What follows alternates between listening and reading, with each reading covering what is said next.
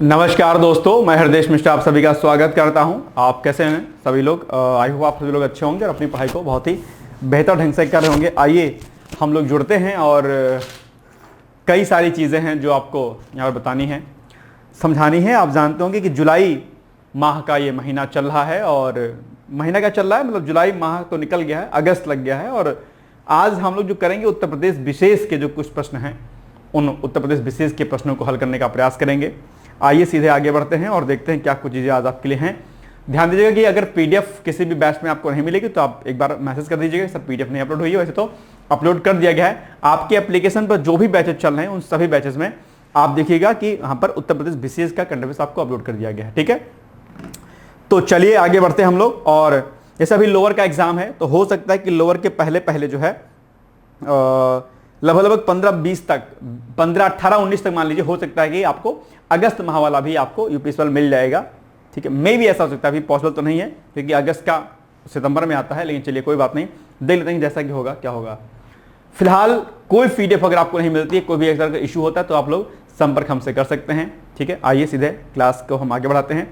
दूसरी महत्वपूर्ण बात है कि जो भी आप हमारे बैचेज चलते हैं उन बैचेज में अगर आप देखेंगे तो हम लोग गूगल मीट भी आजकल कर रहे हैं। जैसे पीसीएस में हम लोग गूगल मीट कर रहे हैं, एचईओ का गूगल मीट भी अभी करेंगे। तो आप लोग उस गूगल मीट से भी संपर्क किया करिए। गूगल मीट पर अपनी बातों को आप रख सकते हैं, जो स्ट्रैटेजी जो चीज़ें बताई जाएंगी आप उसको समझा करिएगा। ठीक है, चलिए आगे बढ़ते हैं हम लोग। बाकी अगर आप नहीं है छात्र हमारे एप्लीकेशन में बैचेस के हमारे, तो भी आप अपनी राय रख सकते हैं, अपनी बात को बता सकते हैं। ठीक है, जुलाई 2026 का करंट अफेयर्स यहाँ पर हम लोग देखने का प्रयास करेंगे, क्या कुछ चीज़ें नहीं है।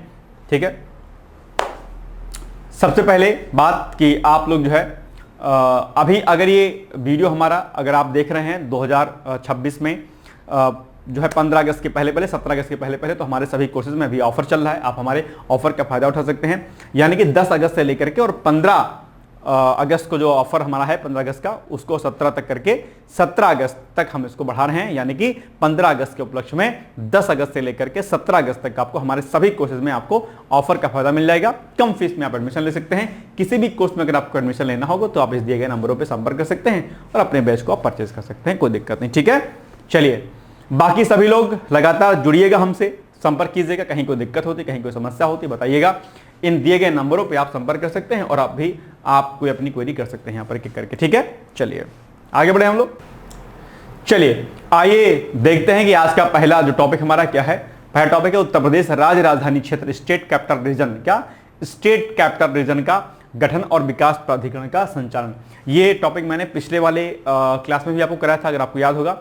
जैसे दिल्ली एनसीआर है ना, कि दिल्ली के आसपास के जिलों को शामिल करके दिल्ली के ट्रैफिक व्यवस्था को, दिल्ली के डेवलपमेंट को हम और आगे बढ़ा रहे हैं। उसी प्रकार से चूंकि राजधानी है उत्तर प्रदेश की लखनऊ अपने आप पे, तो इसका भी विकास जरूरी है और लगातार इसकी सीमाएं बढ़ती जा रही हैं। ऐसे में उत्तर प्रदेश के आसपास के जो क्षेत्र होंगे उनको उत्तर प्रदेश के राज्य राजधानी क्षेत्र में शामिल करके स्टेट कैपिटल रीजन बनाया जाएगा। ठीक उसी प्रकार से जैसे दिल्ली एनसीआर बनाया गया है। तो वहां पर यह पॉइंट लिखा कि राष्ट्रीय राजधानी क्षेत्र की तर्ज पर, ठीक है, राजधानी लखनऊ और उसके सीमावर्ती जिलों के सुनियोजित, संतुलित और तीव्र विकास के लिए उत्तर प्रदेश कैबिनेट ने जुलाई 2026 में उत्तर प्रदेश राज्य राजधानी क्षेत्र, स्टेट कैपिटल रीजन बनाने का जो है, जैसे नेशनल कैपिटल रीजन है तो नेशनल कैपिटल रीजन के तर्ज पर ही दरअसल स्टेट कैपिटल रीजन जो है बनाया जाएगा, जिसमें उत्तर प्रदेश लखनऊ जो आपका राजधानी है उसके आसपास के क्षेत्रों को इसमें शामिल किया जाएगा, जिसमें कई सारे जिले आपके सामने हैं, जैसे रायबरेली हो गया, हरदोई वगैरह इसमें शामिल है। ठीक है, तो इसके गठन को भी हाल ही में मंजूरी प्रदान कर दी गई है। इसके नवगठित विकास प्राधिकरण यानी कि डेवलपमेंट अथॉरिटी का औपचारिक संचालन भी आरंभ हो गया है। यानी कि इस पर विकास जो है कार्यक्रम शुरू हो गया है। अब इसमें कोई दिक्कत हो ही नहीं है इसमें। अब इसमें बातचीत कर लेते हैं कि आखिर जो सीमावर्ती जो जिले हैं वो कौन कौन से आएंगे। तो इसमें सीमावर्ती जो जिले शामिल किए जाएंगे, लखनऊ जिला तो रहेगा। लखनऊ के साथ में 5 अन्य सीमावर्ती जिले इसमें शामिल किए जाएंगे, जिनमें आपका एक रहेगा उन्नाव रहेगा, हरदोई रहेगा, सीतापुर रहेगा, रायबरेली रहेगा और बाराबंकी रहेगा। बाराबंकी तक तो ऑलरेडी विकास ऑलरेडी हो ही चुका है, वहां पर तो हमारा लखनऊ वासी पहुंच गए हैं। अब इन सीमावर्ती जिलों में उन्नाव, हरदोई, सीतापुर, रायबरेली ये और बाराबंकी इनको शामिल किया गया है। यानी कि इन जिलों में अब विकासात्मक गतिविधियां तेज की जाएंगी। जैसे कि दिल्ली एनसीआर में आपका मेरठ आता है अपने आप में, ठीक है, और कई अन्य जिले आते हैं, हरियाणा के कई सारे जिले आते हैं। ठीक उसी प्रकार से अब लखनऊ राजधानी क्षेत्र में यानी कि स्टेट कैपिटल रीजन में आपके ये जिले आएंगे। और अभी आपने देखा होगा कि हमने क्या काम किया है, हमने जो है अभी बाराबंकी तक मेट्रो लाइन बिछाने का प्रस्ताव भी पारित कर दिया है। मेट्रो अब आपकी बाराबंकी तक जाएगी, यानी कि अगर आप जो है फैजाबाद से उस तरफ से आते हैं तो आराम से मेट्रो पकड़ करके आराम से आप बहुत आसानी से आप लखनऊ के किसी भी क्षेत्र में आप आसानी से आप जा सकते हैं। तो मेट्रो के विस्तार करने भी इस पर चर्चा की गई विस्तार पर। विकास प्राधिकरण के गठन की बात करते हैं तो पूरे क्षेत्र में समन्वित विकास के लिए एक विशेष प्राधिकरण का गठन किया गया है, जिसके पदेन अध्यक्ष एक्स ऑफिशियो चेयरमैन मुख्यमंत्री होंगे। अर्थात यह प्राधिकरण इन सभी जिलों के लिए एक एकीकृत मास्टर प्लान जो बनाएगा और कहेगा भाई कैसे कैसे विकास करें हमें होना है। तो इसके लिए एक अलग से प्राधिकरण बनाया जाएगा। यह नहीं कि नगर निगम काम करेगा, नहीं, विकास प्राधिकरण काम करेगा, जिसके अध्यक्ष कौन होंगे? मुख्यमंत्री होंगे, और वही निर्धारित करेंगे भाई कैसे कैसे विकास इसमें करना है। अब इसमें क्या कुछ किया जाएगा इस पूरे प्राधिकरण की परियोजनाओं में, जैसे कि हमारे ट्रांसपोर्टेशन को मजबूत करने के लिए, परिवहन अच्छा हो, भीड़ भाड़ ना हो, तो परिवहन के लिए लगातार इस पर काम किया जाएगा ताकि कनेक्टिविटी हमारी क्या हो, बेहतर हो अपने आप में। परिवहन के साथ साथ में अगर आप देखेंगे तो रैपिड ट्रांजिट सिस्टम जो है अपने आप में वो किया जाएगा, ठीक है। और इसके लिए परिवहन के लिए बाईपास सड़कों का जाल बिछाया जाएगा ताकि शहर से आप दूर होकर के आप आराम से जो है आ जा सकें। नए जो है रेजिडेंशियल टाउनशिप यानी कि नए आवासीय टाउनशिप बनाए जाएंगे। भाई लोग जब बढ़ेंगे तो आवास की आवश्यकता होगी, तो आवासीय टाउनशिप बनाए जाएंगे अपने आप पे। आप वहां पर फ्लैट आदि ले सकते हैं, प्लॉट वगैरह ले सकते हैं, कोई दिक्कत नहीं होगी आराम से आपको, ठीक है। और प्रदूषण मुक्त गलियारा यानी कि इंडस्ट्रियल कॉरिडोर जो अपने आप में पॉल्यूशन फ्री कॉरिडोर होगा, उसका निर्माण किया जाएगा। जैसे ग्रीन कॉरिडोर बनाया गया है ना आपका ये वाला, जब आप IIM के आगे जाते होंगे तो वहां पर ग्रीन कॉरिडोर बनाया गया है, ठीक उसी प्रकार से पॉल्यूशन फ्री कॉरिडोर आपको बनाया जाएगा। ये सारी गतिविधियां आप देखेंगे इन्हीं प्राधिकरण के माध्यम से बनाई जाएंगी, जो कि अभी हमने आपको यहां पर बताया है। तो ये एक बड़ा अच्छी बात होगी। इससे निश्चित तौर पर क्या होगा, जो सीमावर्ती जो जिले हैं, ठीक है, उनमें विकासात्मक गतिविधियां तेज होंगी, ठीक है, इन्वेस्टमेंट आएगा अच्छी तरीके से, और विश्व स्तरीय जब बुनियादी ढांचा विकसित होगा तो निश्चित तौर पर क्या होगा, प्राइवेट जो इन्वेस्टमेंट है वह भी आएगा, और निश्चित तौर पर उत्तर प्रदेश जो है अपने आप में आत्मनिर्भरता की ओर आगे बढ़ करके आगे बढ़ेगा अपने आप। तो ये बड़ी बात होगी अपने आप में। चलिए अब इसी पर छोटा सा प्रश्न आ गया है, अब आप इसका उत्तर मुझे बताइए भाई, इसका उत्तर क्या हो जाएगा। प्रश्न क्या है कि जुलाई 26 में उत्तर प्रदेश सरकार द्वारा अनुमोदित उत्तर प्रदेश राज्य राजधानी क्षेत्र में राजधानी लखनऊ के अतिरिक्त निम्नलिखित में से किन जिलों को शामिल किया गया है? 5 जिले आते हैं, अभी हमने आपको बताया है, बताइएगा इसका उत्तर जो एग्जैक्टली है वो कौन से क्या हो जाएगा। फटाफट आप आंसर दीजिएगा मुझे। आप कॉपी पेन लेके बैठिए और देखिए कि कुल कितने प्रश्नों को आप व्याख्या पढ़ने के बाद सही करके बता रहे हैं, ठीक है। चलिए इसका जो एग्जैक्टली आंसर होगा क्या हो जाएगा, सिंपल सी बात है, इसका उत्तर क्या हो जाएगा आपका ए हो जाएगा। उन्नाव, हरदोई, सीतापुर, रायबरेली और बाराबंकी शामिल। 1 2 3 4 और 5, ये 5 जिले हैं। उन्नाव आपका लखनऊ का जस्ट पड़ोसी है, आप जानते होंगे, उन्नाव के बाद कानपुर आ जाता है, फिर हरदोई जस्ट लगा हुआ है। सीतापुर, रायबरेली और बाराबंकी ये तो तीनों एकदम सटे सटे हैं।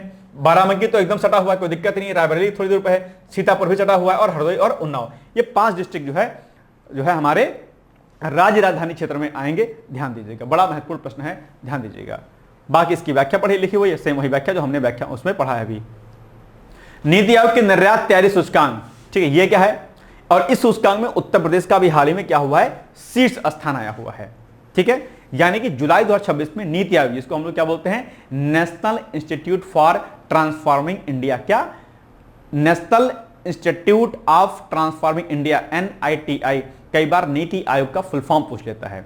तो इसके द्वारा भी जारी एक नवीनतम निर्यात तैयारी सूचकांक है, ठीक है, और इस सूचकांक में उत्तर प्रदेश ने एक बड़ा कदम उठाते हुए अपने आप में देश के सभी जो है जो लैंडलॉक्ड जो स्टेट है उनमें प्रथम स्थान प्राप्त किया है।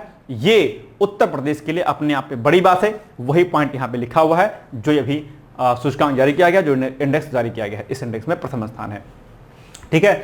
सूचकांक के कुछ प्रमुख पिलर हैं, जैसे कि 4 स्तंभों यानी कि 4 पिलर पर यह सूचकांक शामिल किया गया, जैसे कि नीति यानी कि पॉलिसी के बिहाफ पर, व्यावसायिक पक्ष के यानी कि बिजनेस इकोसिस्टम के आधार पर, निर्यात पक्ष की यानी कि एक्सपोर्ट इकोसिस्टम, और निर्यात प्रदर्शन यानी कि एक्सपोर्ट अपने आप में परफॉर्मेंस पर इसको रखा गया है। उत्तर प्रदेश ने जो मानक आप देख पा रहे होंगे चारों, इन सभी चारों मानकों पर जो है एक बड़ा सुधार किया है अपने आप पे, तो ये एक बड़ी पहल है।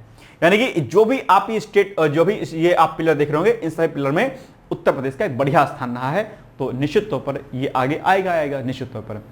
क्या इसके प्रमुख कारण हैं, आप जानते होंगे उत्तर प्रदेश में एक जिला एक उत्पाद, ठीक है, 1 डिस्ट्रिक्ट 1 प्रोडक्ट चल रहा है अपने आप पे, ठीक है। इसके अलावा लॉजिस्टिक्स के लिए लगातार हम काम कर रहे हैं। तो उत्तर प्रदेश सरकार जो लगातार काम कर रही है इस क्षेत्र में, उसी की सफलता के फलस्वरूप यह स्थान जो है इसको मिला है। वही बात यहां पर आपके सामने लिखी गई कि भाई सफलता के क्या कारक रहे हैं अपने आप पे, ठीक है। बाकी ड्राई पोर्ट का योगदान रहा है राज्य सरकार के द्वारा। वाराणसी में, चंदौली, मुरादाबाद में स्थापित किए गए नए ड्राई पोर्ट्स के ने माल के त्वरित सीमा शुल्क निकासी में मदद की है, जिससे निर्यातकों का समय और पैसा दोनों क्या है अपने आप में बचा है। तो कुछ प्रमुख कारक हैं जिन कारकों की वजह से ही कहीं ना कहीं क्या हुआ है, अपने आप में उत्तर प्रदेश आगे बढ़ा है अपने आप में, ठीक है। मुख्य निर्यातित उत्पाद के अंदर आप देखेंगे तो राज्य से निर्यातित होने वाले प्रमुख उत्पादों में क्या क्या है, आपका मोबाइल और इलेक्ट्रॉनिक उपकरण है अपने आप में, चमड़े के उत्पाद हो गए जो कि कानपुर आगरा से जाते हैं, कालीन हो गई भदोही से जो है, कृषि उत्पाद पूर्वांचल से जा रहा है जिनकी विदेशी बाजारों में एक भारी मांग है, और इसी भारी मांग के फलस्वरूप उत्तर प्रदेश अपने आप में आगे बढ़ रहा है। और अब वैसे भी आप जानते होंगे उत्तर प्रदेश में निवेश को आकर्षित करने के लिए लगातार कदम उठाया जा रहा है। तो अब आप इसी पर प्रश्न बताइएगा कि नीति आयोग द्वारा जुलाई 26 में जारी नवीनतम निर्यात तैयारी सूचकांक में उत्तर प्रदेश भू अवस्थित राज्यों से अर्थात लैंडलॉक्ड स्टेट्स की श्रेणी में कौन सा स्थान प्राप्त किया। लैंडलॉक्ड स्टेट क्या हो गया, जिनकी सीमाएं केवल जो है भूमि आधारित राज्यों से मिलती हैं, उसमें कोई समुद्री सीमा नहीं होती है। तो कौन सा स्थान प्राप्त किया है इसमें प्रथम स्थान, सिंपल सी बात है, पहला स्थान प्राप्त किया है। और ये आपके लिए बहुत इंपॉर्टेंट हो जाएगा भाई, सिंपल सी बात है, उत्तर प्रदेश की बढ़ाई हो रही है, तारीफ हो रही है, तो आएगा प्रश्न यहां से, ठीक है। चलिए क्वेश्चन नंबर 3 है आपका, मतलब टॉपिक नंबर 3 है, बाढ़ और आकाशीय बिजली की सटीक पूर्व चेतावनी अर्ली वार्निंग के लिए उन्नत वेधशाला का शुभारंभ किया गया अभी हाल ही में। यानी कि आप जानते होंगे कि जो बाढ़ और आकाशीय बिजली होती है, ये जब आती है तो एक बड़े स्तर का नुकसान होता है किसान भाइयों को। तो अगर हमें पहले ही जानकारी मिल जाए कि हाँ भाई अब आकाशीय बिजली गिरने की संभावना है, बाढ़ आने की संभावना है, अगर हमें फोन पर ये मैसेज मिल जाए तो हम अपनी तैयारी को बढ़िया कर सकते हैं। यानी कि मानसून के दौरान ये समस्याएं बड़ी होती हैं, अब प्राकृतिक जो आपदाएं होती है उससे किसानों का बहुत नुकसान होता है। तो उत्तर प्रदेश के तहत राहत आयुक्त कार्यालय ने भारतीय अंतरिक्ष अनुसंधान संगठन यानी कि इसरो के तकनीकी सहयोग से, किसके सहयोग से, इसरो के तकनीकी सहयोग से राजधानी लखनऊ में एक उन्नत सुदूर संवेदन अर्थात रिमोट सेंसिंग उपग्रह वेधशाला का शुभारंभ किया है, जिसके माध्यम से हम लोग एक मैसेज आप लोग के जो है फोन पर भेज देंगे, जिससे कि आप जान पाएंगे कि भैया कौन सी आपदा आपकी आने वाली है, खास करके तो इससे बड़ा फायदा होगा अपने आप पे।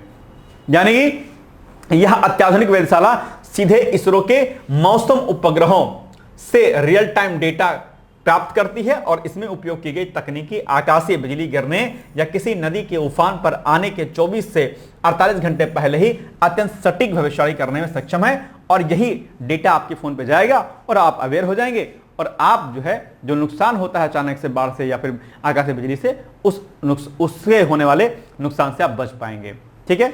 ये पॉइंट यहाँ पे लिखा हुआ है, ठीक है। आपको फोन पर आपके वॉइस कॉल द्वारा ऑटोमेटिक आपको SMS आदि आपको मिल जाएगा, ठीक है। तो ये बड़ी बात है अपने आप पे, एक वार्निंग सिस्टम है अपने आप पे, अर्ली वार्निंग सिस्टम, पूर्व चेतावनी है अपने आप की, भैया आपदा आने वाली है, ध्यान दीजिएगा।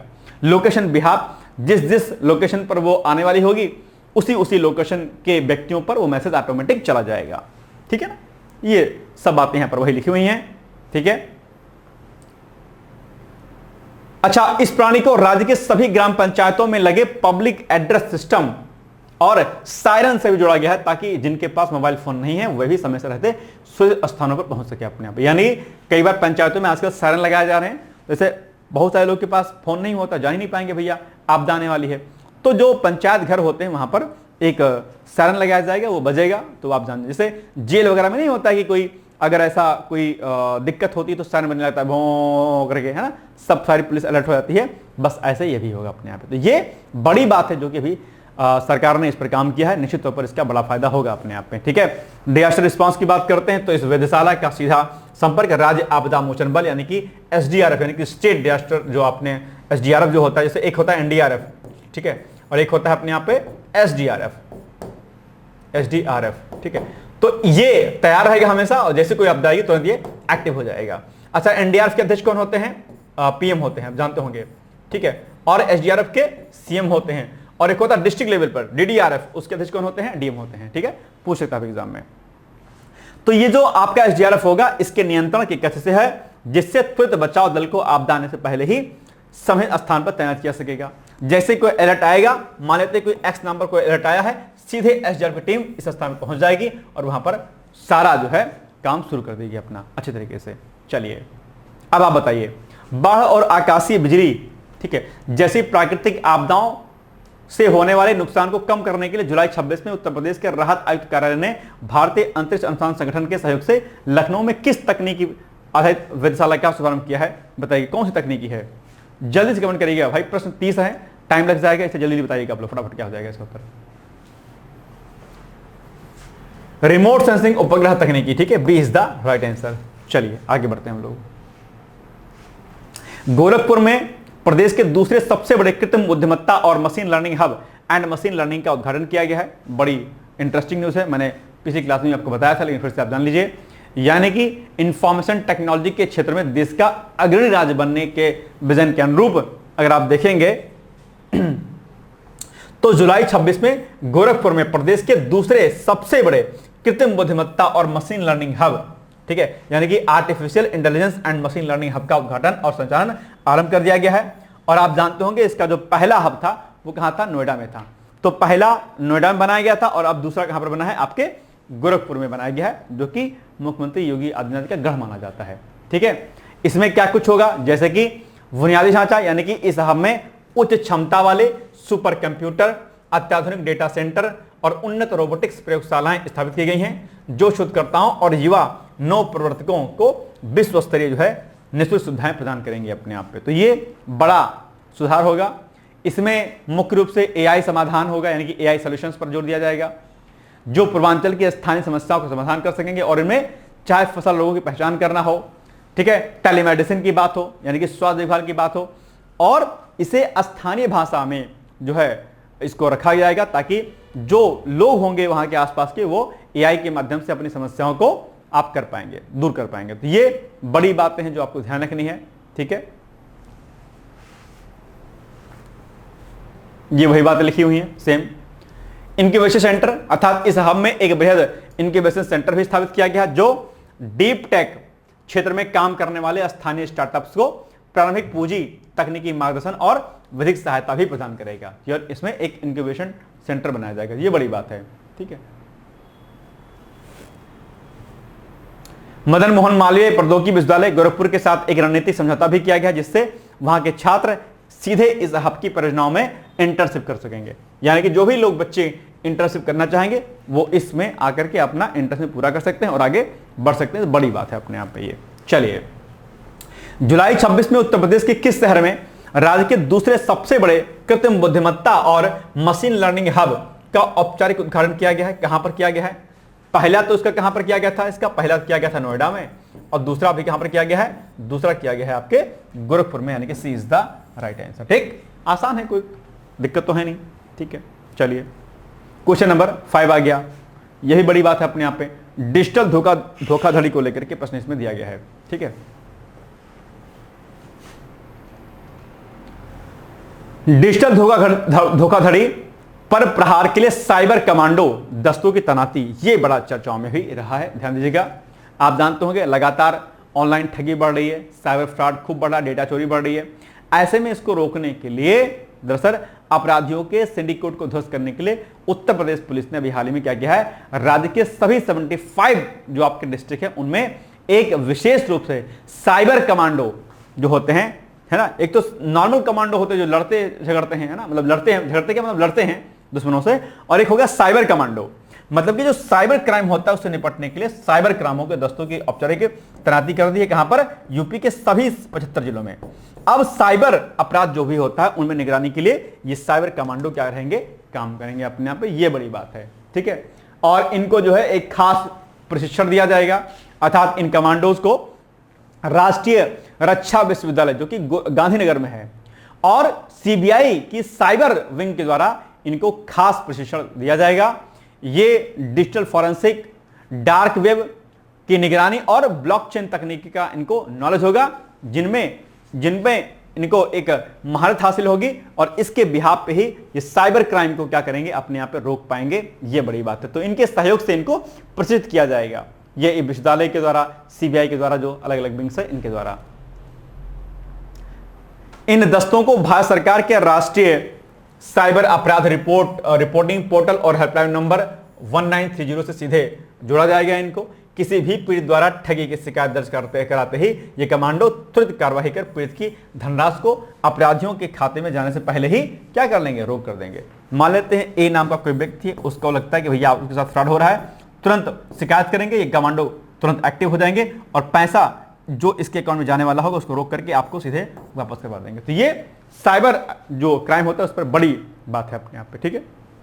इसके अलावा अंतरराष्ट्रीय अस्त्र पर भी ये काम करेंगे अपने आप, यानी कि ये कमांडो उन हाईटेक गिरोहों का भी पता लगाने में सक्षम रहेंगे जो विदेशी सर्वर से यानी कि फॉरेन सर्वर का उपयोग करके राज्य के नागरिकों को ठगते हैं अपने आप पे। इसके अलावा अपराध रोकने के साथ साथ में ये दस्ते जो है कॉलेजेस में, स्कूल्स में, बैंक में जाकर के लोगों को जो है जागरूक करेंगे, भैया इस प्रकार का फ्रॉड जो है आपके साथ हो सकता है, कृपया करके आप लोग क्या रहिए, अवेयर रहिए। तो जहां एक और ये दस्ते जो कमांडो होंगे वो ऐसे साइबर अपराधों को रोकेंगे, तो हमें दूसरी ओर यही जो साइबर कमांडो हैं ये जन जागरूकता अर्थात अवेयरनेस फैलाने का भी कार्य करेंगे अपने आप में। तो बड़ी बात है ये, ठीक है।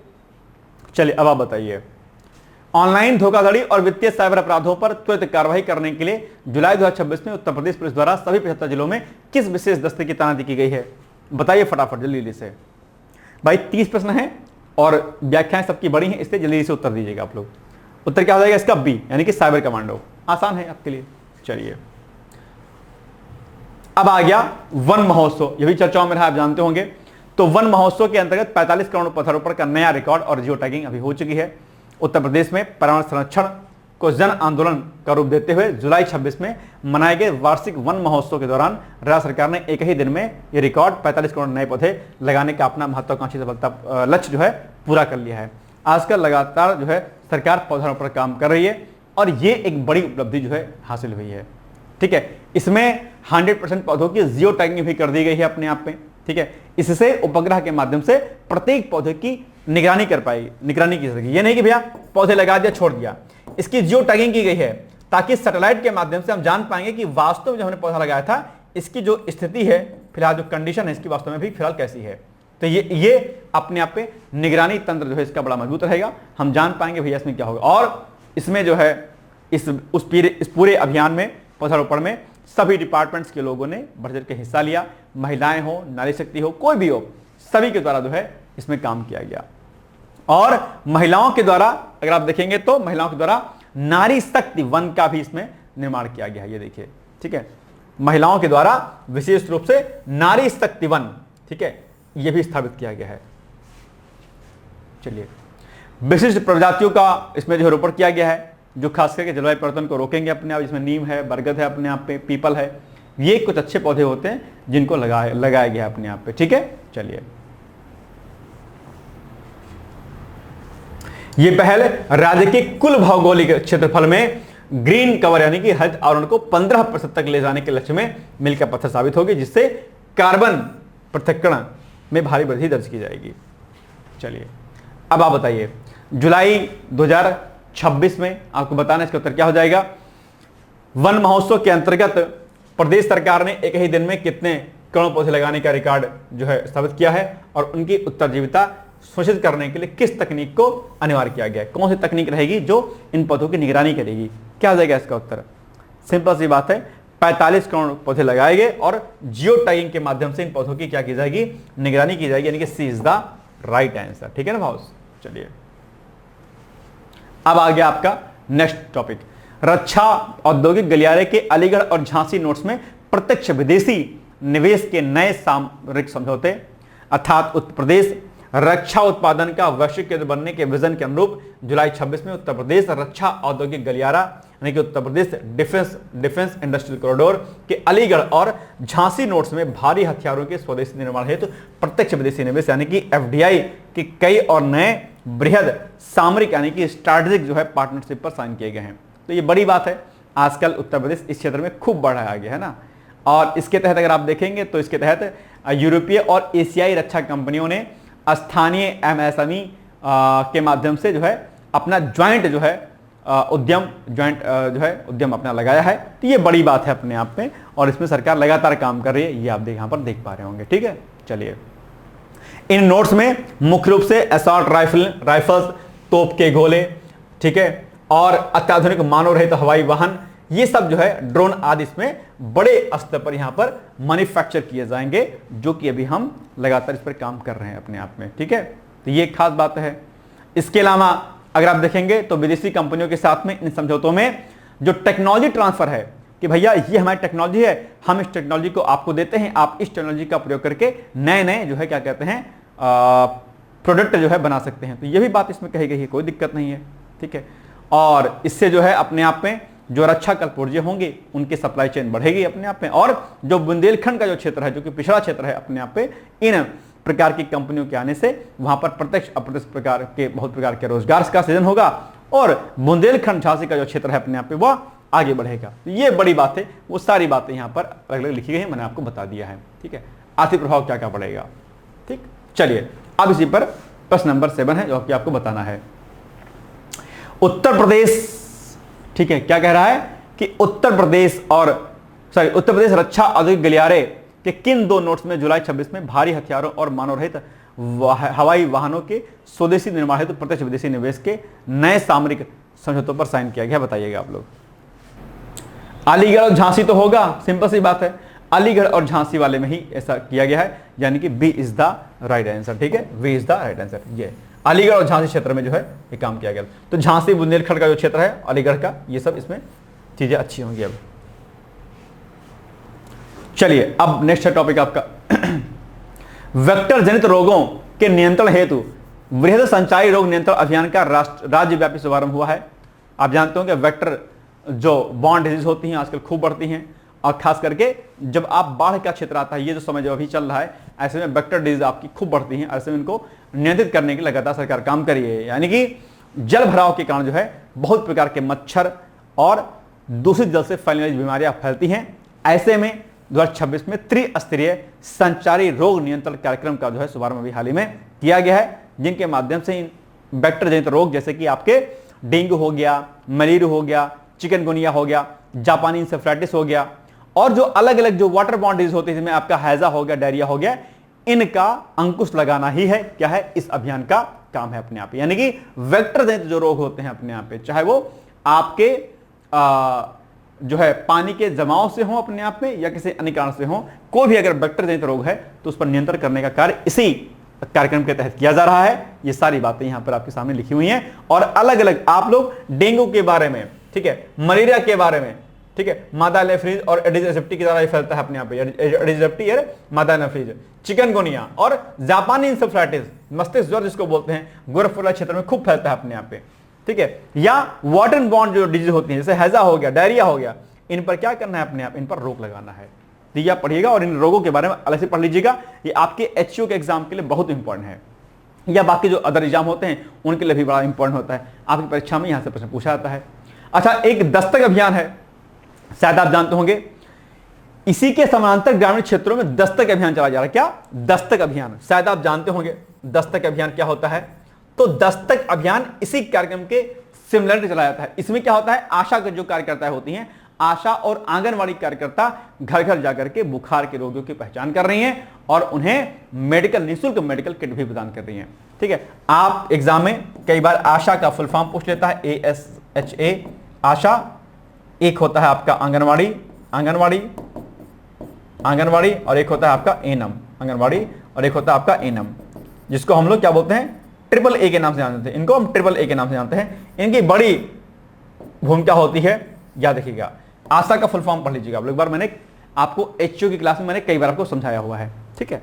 तो ये सारे चीजें आपको यहां पर देखने को मिलेंगी, और इसके अलावा अलग अलग विभागों के साथ में कोऑर्डिनेशन किया गया है कि सभी विभाग आपस में जानकारी साझा करें। तब अगर चूंकि इंटर डिपार्टमेंटल अगर कोऑर्डिनेशन होगा अपने आप में, तो क्या होगा, हम चीजों पर ज्यादा अच्छे से रोक लगा सकेंगे। इससे निश्चित तौर पर क्या होगा अपने आप में, जो राज्य में जो बड़ी स्तर की जो वेक्टर डिजीज होती फैलती हैं, वेक्टर बॉर्न डिजीज, उस पर हम नियंत्रण लगा सकेंगे, और जो इससे होने वाली जो मौतें हैं उन पर भी हम लगातार क्या कर सकते हैं, रोक लगा सकते हैं, ठीक है। तो ये बात ध्यान रखिए, और इसी के फलस्वरूप पूर्व चेतावनी और त्वरित उपचार प्रणाली के कारण हमने अभी लास्ट के कुछ सालों में अगर आप देखेंगे तो हमने इंसेफ्लाइटिस से होने वाली जो बाल मृत्यु है उसमें हमने 95% से अधिक की ऐतिहासिक गिरावट दर्ज कर दी है। आप जानते होंगे आज के अगर हम एक दशक पहले की बात करते हैं तो जापानी इंसेफ्लाइटिस से बहुत बच्चे एक्सपायर कर जाते थे। अब ये केस बहुत कम सुनने को मिलता है, जिसमें हमने इन्हीं प्रकार के कार्यक्रम को चला करके हमने काम किया है। तो ये सारी बातें इसी टॉपिक में लिखी हुई हैं, मैं पढ़ नहीं रहा हूं, आप बस समझ जाइएगा, ठीक है। ये सारी बातें वही लिखी जो अभी हमने आपको समझाई हुई हैं। चलिए क्वेश्चन बताइए आप लोग, इसका उत्तर क्या हो जाएगा। मानसून के दौरान जलभराव से पनपने वाले वेक्टर जनित रोगों की प्रभावी रोकथाम के लिए उत्तर प्रदेश के चिकित्सा एवं स्वास्थ्य विभाग द्वारा जुलाई 26 में कौन सा बृहद राज्यव्यापी अभियान शुरू किया गया है। आप बताइएगा इसका उत्तर क्या हो जाएगा। कौन सा ऐसा अभियान है जिसको भी हमने शुरू किया हाल ही में। संचारी रोग नियंत्रण, कम्युनिकेबल डिजीज कंट्रोल। एक होता है कम्युनिकेबल डिजीज और होता है नॉन कम्युनिकेबल डिजीज, ठीक है, जानते होंगे। तो कम्युनिकेबल डिजीज जो कि आपके इसी वेक्टर जो वेक्टर रोग होते हैं उन वो फैलते हैं इसमें, तो इसको हम क्या कहेंगे, बी वाला इसका उत्तर कहेंगे। संचारी रोग नियंत्रण कार्यक्रम को भी हाल ही में शुरू किया गया है। मिशन इंद्रधनुष 3.0, ये बड़ा इंपॉर्टेंट, ये भी बहुत इंपॉर्टेंट है, ठीक है। राष्ट्रीय मलेरिया उन्मूलन कार्यक्रम क्या है ये पढ़ लीजिएगा। ये सब सारे कार्यक्रम जो स्वास्थ्य संबंधी जो हेल्थ रिलेटेड जो प्रोग्राम है उनको एक लिस्टिंग बना लीजिएगा, खास करके एचओ के लिए बहुत इंपॉर्टेंट रहेगा। बाकी आपके पीसेस और आरओ और लोअर पीसेस के लिए तो इंपॉर्टेंट रहेगा, हाई कोर्ट के लिए भी रहेगा इंपॉर्टेंट। चलिए, वाराणसी और चंदौली के किसानों तथा बुनकरों के लिए एक नई अत्याधुनिक शुष्क बंदरगाह पोर्ट का यानी कि ड्राई पोर्ट का वाणिज्यिक संचालन क्या हुआ, अभी आरंभ हो गया है। बहुत खास इंपॉर्टेंट नहीं है लेकिन ध्यान रखिएगा। तो पूर्वी उत्तर प्रदेश के किसानों और उनके बुनकरों और जो हस्तशिल्पियों के लिए उत्पादों को बिचौलियों के बिना सीधे अंतर्राष्ट्रीय बाजारों तक पहुंचाने के लिए भारत सरकार के सहयोग से जुलाई 26 में चंदौली में एक नए और अत्याधुनिक शुष्क बंदरगाह यानी कि ड्राई पोर्ट का जो है वाणिज्यिक संचालन अभी हाल ही में शुरू हो गया। बस इतना ही आपके लिए क्या है, इंपॉर्टेंट है। ज्यादा इसमें खास एक्स्ट्रा पॉइंट आपको पढ़ने की आवश्यकता नहीं है, ध्यान दीजिएगा, ठीक है। और इसमें एक खास बात है जो आप पढ़ लीजिएगा थोड़ा सा, जैसे कि अगर इसके हम कॉन्सेप्ट की बात करते हैं तो यह एक अंतरदेशीय टर्मिनल यानी कि जो अपने आप में इनलैंड टर्मिनल है जो सीधे समुद्री बंदरगाहों जैसे कि हल्दिया या मुंबई से रेल नेटवर्क द्वारा जुड़ा होता है। यहां माल की कस्टम क्लियरेंस और जो है कंटेनराइजेशन की सुविधा समुद्री बंदरगाह की तरह ही अपने आप में उपलब्ध होती है, जिससे चीजें क्या होती हैं, आसान हो जाती हैं। बस अब आप बताइए, लॉजिस्टिक सुविधा, अच्छा सॉरी, इसको प्रश्न प्रभाव। पूर्वांचल के किसानों, बुनकरों और हस्तशिल्पियों के उत्पादों को बिचौलियों के बिना सीधे अंतर्राष्ट्रीय बाजार तक पहुंचाने के लिए जो है 26 में भारत सरकार के सहयोग से उत्तर प्रदेश के किस जिले में एक नए अत्याधुनिक जो है ड्राई पोर्ट का की शुरुआत की गई है। ड्राई पोर्ट की मिर्जापुर, चंदौली, गाजीपुर या फिर बलिया। बताइए क्या हो जाएगा इसका उत्तर। सिंपल सी बात है, इसका उत्तर क्या हो जाएगा आपका, जो है हो जाएगा ये Chandauli. B is the right answer, ठीक। चलिए नेक्स्ट है ग्रामीण महिलाओं के लिए मुख्यमंत्री सूक्ष्म वित्त योजना के तहत ब्याज मुक्त ऋण का नया चरण अभी शुरू हुआ है। यानी कि उत्तर प्रदेश के ग्रामीण क्षेत्रों में महिलाओं को आर्थिक रूप से स्वावलंबी बनाने और सूक्ष्म उद्यमों को बढ़ावा देने के लिए राज्य सरकार ने जुलाई 2026 में मुख्यमंत्री सूक्ष्म वित्त योजना, chief minister micro finance scheme के अंतर्गत ऋण वितरण का एक नया और बृहद चरण की क्या की है, शुरुआत की है, ताकि महिलाएं क्या हो, सशक्त हो सके। इसमें अगर मैं लक्षित लाभार्थी की बात करता हूं तो इस योजना के तहत विशेष रूप से राष्ट्रीय ग्रामीण आजीविका मिशन से जुड़ी महिलाएं एवं स्वयं सहायता समूहों को इसमें क्या किया गया है, शामिल किया गया है। तो ये बात भी आपको क्या करनी है, विशेष रूप से आपको ध्यान देनी है, ठीक है भाई। चलिए तो ये जो योजना है इसमें कौन शामिल होगा, इस योजना के तहत विशेष रूप से राष्ट्रीय ग्रामीण आजीविका मिशन से जुड़े जो हमारे SHG जो ग्रुप्स होते हैं, जिसको हम लोग सेल्फ हेल्प ग्रुप्स के नाम से भी जानते हैं, इनको लक्षित किया गया इसमें से। यानी कि SHG ग्रुप से जुड़ी हुई महिलाओं को इसमें जो है लाभार्थी बनाया गया है, ये बड़ी बात है। और महिलाओं को दरअसल क्या किया जाएगा, महिलाओं को ही गांव में ही जो एग्रो प्रोसेसिंग यूनिट होती है, जैसे कि मसाला पीसने की मशीन, दाल मिल हो गया अपने आप में, बेकरी हो गया, मिल्क जो है प्रोसेसिंग जो यूनिट होती है उनको लगाने के लिए 5 लाख रुपए तक का ब्याज मुक्त जो है अपने आप में ऋण जो है इनको दिया जाएगा। ये बड़ी बात है। इससे निश्चित तौर पर ग्रामीण महिलाएं जो है क्या हो जाएंगी, सशक्त हो जाएंगी अपने आप पे, है ना। चलिए वही बातें यहाँ पर सारी लिखी हुई हैं। कौशल विकास अर्थात भाई जब ऋण दिया जाएगा इनको तो काम करने के लिए इन महिलाओं को भाई स्किल भी देना पड़ेगा, और स्किल में जो है आप देखेंगे कि उनको जो है उत्पादों की पैकेजिंग करना, ब्रांडिंग और डिजिटल मार्केटिंग के लिए इनको प्रशिक्षण दिया जाएगा, ताकि आप अपनी कंपनी लगाइए और उन कंपनी के माध्यम से आप यह भी जान लीजिए कि भैया आप अपने उत्पादों की ब्रांडिंग आदि कैसे कर पाएंगे। ठीक है, तो ये सारे ट्रेनिंग भी इनको दिया जाएगा। इससे निश्चित तौर पर एक बड़ा फायदा होगा अपने यहाँ पे, हमारी इकोनॉमी आगे बढ़ेगी। ठीक है, तो अब इसी पर छोटा सा बन जाएगा प्रश्न जिसका उत्तर आपको देना है। ठीक है, बताइएगा इसका उत्तर क्या हो जाएगा। ग्रामीण महिला स्वयं सहायता समूहों को कृषि प्रसंस्करण इकाइयां स्थापित करने के लिए जुलाई 26 में मुख्यमंत्री सूक्ष्म वित्त योजना के तहत किस प्रकार का ऋण प्रदान किया जा रहा है, बताइएगा किस प्रकार का ऋण प्रदान किया जा रहा है। सिंपल सी बात है, इनको ब्याज मुक्त और जो है अपने आप संपार्श्विक मुक्त, interest free and collateral free ऋण जो है इनको दिया जा रहा है। ठीक है, option number B is the right answer. ठीक, चलिए नेक्स्ट है, मथुरा और वृंदावन को जोड़ने वाले देश के पहले हरित शहरी गतिशीलता गलियारे का उद्घाटन अभी हाल ही में कर दिया गया है। आप जानते हो कि ब्रज क्षेत्र में बढ़ती श्रद्धालुओं की भीड़ के कारण उत्पन्न होने वाले प्रदूषण को नियंत्रित करने और पर्यटन को पर्यावरण के अनुकूल बनाने के लिए जुलाई 26 में मथुरा और वृंदावन के मध्य देश के पहले हरित शहरी गतिशीलता गलियारे का आधिकारिक उद्घाटन किया गया है। तो ये बड़ी बात है, भीड़ भाड़ वाले क्षेत्रों में आजकल ग्रीन कॉरिडोर जैसी चीजें चल जा रही हैं। ठीक है, इस विशेष कॉरिडोर में क्या होगा, डीजल और जो पेट्रोल के जो वाहन होते हैं उनको प्रतिबंधित किया जाए, क्योंकि ये ग्रीन कॉरिडोर होगा, अपने यहाँ पे पॉल्यूशन नहीं होगा।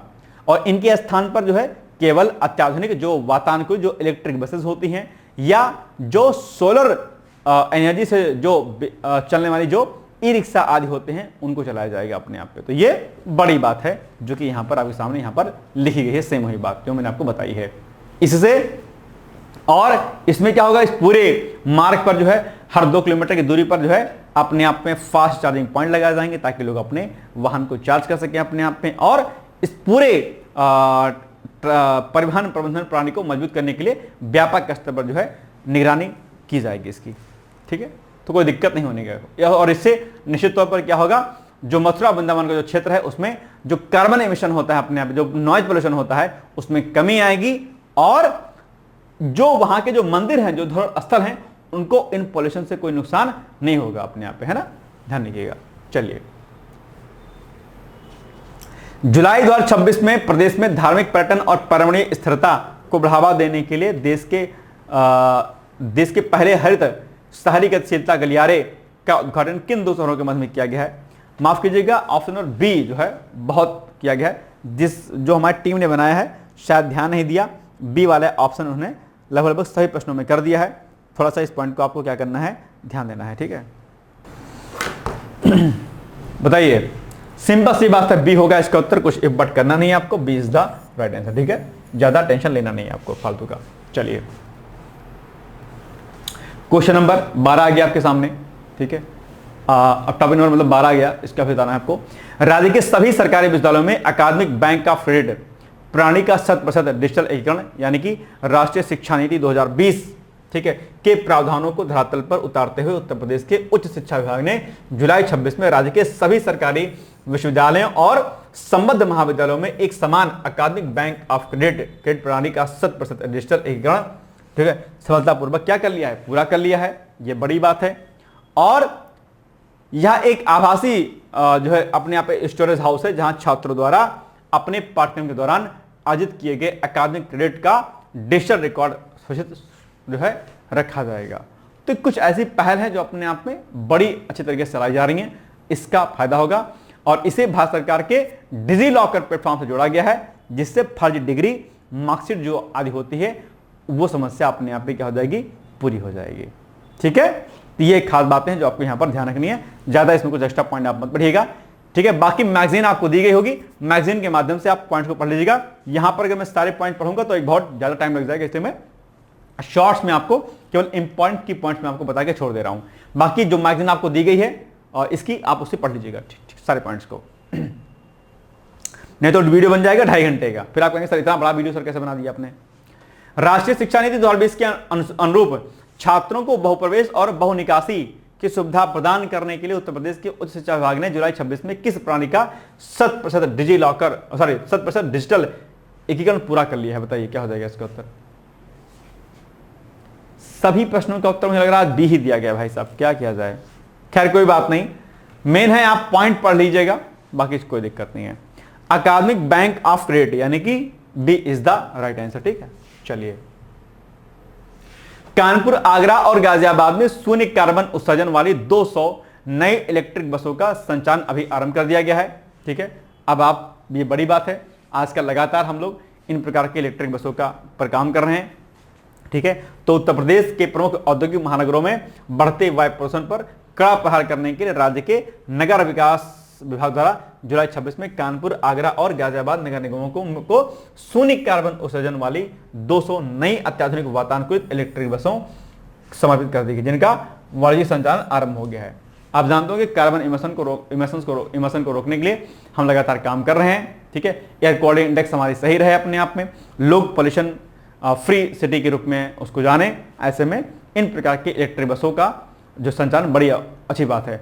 लखनऊ में भी इस प्रकार की इलेक्ट्रिक बसों को चलाया गया है और इन बसेस में महिला सुरक्षा के लिए जो है पैनिक बटन होगा, सीसीटीवी कैमरे लगाए जाएंगे और बहुत प्रकार की तकनीकी सुविधाएं इसमें दी जाएंगी ताकि कोई दिक्कत ना होने पाए हमसे। ठीक है, इन बसों की खरीद के लिए भारत सरकार की फेम इंडिया योजना और पीएम ई बस सेवा के तहत भारी जो है इसमें फाइनेंशियल सब्सिडी भी प्राप्त हुआ है और इसके माध्यम से चीजों को कराया जाएगा। बिजली के से चलने के कारण इनकी संचालन लागत डीजल बसों की तुलना में बहुत कम है, जिससे राज्य परिवहन निगम के राजस्व में क्या होगी, अपने आप में वृद्धि हो जाएगी। ये सारी बातें यहाँ पे एक एक करके आपके सामने लिखी गई हैं। ठीक है, ये बसें लिथियम आयन बैटरी से सचालित होती हैं जो एक बार फुल चार्ज होने पर 250 किलोमीटर तक की निर्बाध रूप से चल सकती हैं। इनमें महिला सुरक्षा के लिए देखो ये सब चीजें इसमें लगाई गई हैं। तो ये तकनीकी इसकी क्या है विशेषताएं हैं जो आपको यहाँ पर बताई गई हैं। बाकी ये मैंने फेम इंडिया योजना ये सब आपको बता ही दिया कि किस योजना के माध्यम से इनको सब्सिडी दी गई है यहाँ पर। ठीक है, चलिए अब आप इसका उत्तर बताइए कि क्या हो जाएगा इसका उत्तर। जुलाई 26 में उत्तर प्रदेश के किन प्रमुख औद्योगिक महानगरों में वायु गुणवत्ता सूचकांक को सुधारने के लिए शून्य कार्बन उत्सर्जन वाली 200 नई वातानुकूलित जो है इलेक्ट्रिक बसों का संचालन शुरू किया गया है? कौन से वे शहर हैं? यहां पर आपके सामने उत्तर दिया गया है, बताइएगा कौन से 3 शहर हैं। कुछ कठिन नहीं है कि आप ना बता पाए, आसानी से आप बता सकते हैं और बताने का कष्ट करिएगा भी आप लोग प्लीज कृपया करके। सिंपल सी बात है, कानपुर, आगरा और गाजियाबाद यानी कि सी इज द राइट आंसर। कुछ ऐसा कठिन नहीं कि आप ना बता पाए ना, आसान है। चलिए अब नेक्स्ट है, उत्तर प्रदेश राज्य कृषि अनुसंधान परिषद द्वारा श्री अन्न के 3 नई सूखा प्रतिरोधी किस्मों को आधिकारिक अभी स्वीकृति मिल गई है। बड़ी बात है, अच्छी न्यूज है अपने आप में। यानी कि जलवायु परिवर्तन के माध्यम से आप जानते होंगे कि किस प्रकार की फसलों को बहुत व्यापक स्तर पर नुकसान होता है। तो जलवायु परिवर्तन से क्या हो कि जो फसलें हमारी आती हैं उन फसलों को नुकसान ना हो, क्योंकि जलवायु परिवर्तन से फसलें सूख जाती हैं, बीज का जो है निर्माण सही से नहीं होता, पौधा नहीं बन पाता, तो दिक्कतें होती हैं। इसी संदर्भ में जलवायु परिवर्तन का जो प्रभाव होता है नकारात्मक, उसको दूर करने के उद्देश्य से ही कहीं ना कहीं जो श्री अन्न होता है, जो मिलेट्स होते हैं, इन मिलेट्स की 3 नई सूखा प्रतिरोधी किस्मों को आधिकारिक स्वीकृति दी गई है ताकि सूखा की स्थिति अगर हो, अगर पानी न बरसे तो भी अपनी ग्रोथ कर पाए अपने आराम से। यानी कि जलवायु परिवर्तन, कम वर्षा की चुनौती का सामना कर रहे बुंदेलखंड और पूर्वांचल के किसानों को राहत देने के लिए उत्तर प्रदेश राज्य कृषि अनुसंधान परिषद, जिसको यूपीसीआर बोलते हैं, ने जुलाई 26 में श्री अन्न यानी कि मिलेट्स यानी मोटे अनाजों की 3 नई सूखा प्रतिरोधी और उच्च लौह तत्व यानी कि आयरन से रिच रहेंगी इन प्रकार की किस्मों को अभी हाल ही में कॉमर्शियल कल्टीवेशन के लिए इनको ऑफिशियली रिकमेंड इनको कर दिया कि भैया अब आप इसको यूज कर सकते हैं। तो ये बड़ी बात है अपने आप पे, है ना। अब इनमें क्या क्या रहेगा, कौन कौन फसलें रहेंगी? इनमें मुख्य रूप से जो है आपका ज्वार है, बाजरा है और रागी है। 3 फसलें जो हैं आपको यहां पर ध्यान रखिए। अच्छा, मिलेट्स के संदर्भ में एक बात याद रखिएगा कि जो हम लोग एमएसपी जारी करते हैं, कई बार एमएसपी पर प्रश्न पूछ लेता है कि एमएसपी क्या होती है, या किन किन जो अलग अलग जो फसलें होती हैं तो उनमें रबी के लिए, जायद के लिए, किन किन फसलों के लिए कितनी कितनी एमएसपी सरकार ने निर्धारित किया है, प्रश्न बनता है, तो भी आप ध्यान रखिएगा।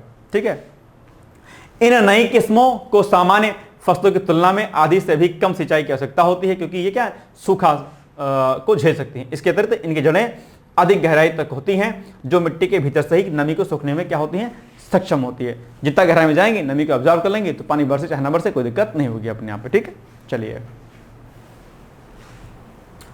बाकी इसमें लोहा यानी कि आयरन की मात्रा खूब होगी अच्छे तरीके से, कैल्शियम फाइबर की मात्रा होगी अपने आप पे, तो ये सब बातें इसमें अच्छी हैं। यानी कि इनकी मात्रा जो पारंपरिक मोटे अनाजों से 20% इसमें अधिक होगी, जो ग्रामीण क्षेत्रों में महिलाओं और बच्चों में कुपोषण और जो एनीमिया की समस्या होती है उसमें बड़ा कारगर साबित होगा। क्योंकि आप जानते होंगे कि एनीमिया और यानी खून कमी और महिलाओं में बच्चों में जो कुपोषण की जो स्थिति है वो बहुत व्यापक स्तर पर होती है। तो अगर महिलाएं और बच्चे इन प्रकार के अनाजों को खाएंगे तो उनमें ये जो कमियां होती हैं वो दूर हो जाएंगी अपने आप पे, ठीक है। बाकी किसानों की आय में वृद्धि होगी, इससे बड़ा फायदा होगा इससे, ठीक है। तो ध्यान रखिएगा। अभी जो NFHS 6 रिपोर्ट आई है उसमें एनीमिया के डेटा को नहीं रखा गया है ना, पता है हमने। NFHS 6 का जो डेटा 5 का डेटा था उसमें एनीमिया को शामिल किया गया था, लेकिन NFHS जो 6 डेटा है उसमें एनीमिया की गणना नहीं की गई है कि कितने कितने रोगी हैं, क्या क्या कैसे हैं। चलिए बताइए, जलवायु अनुकूल कृषि को बढ़ावा देने के लिए उत्तर प्रदेश राज्य कृषि अनुसंधान परिषद द्वारा जुलाई 26 में श्री अन्न की किन 3 फसलों की नई सूखा प्रतिरोधी और उच्च लौह तत्व वाली किस्मों को आधिकारिक स्वीकृति दी गई है, बताइएगा कौन कौन सी फसलें हैं इसमें। आसान है भाई साहब, बी, सिंपल सी बात है, ज्वार बाजरा और रागी, बी। हाथरस की हींग है ना, हाथरस की हींग और महोबा के गौरा पत्थर शिल्प को भौगोलिक संकेतक जो है प्रमाण पत्र दिया गया है। हींग आप लोग खाने में खाते होंगे, बड़ी अच्छी होती है, खाने में मजा आता है।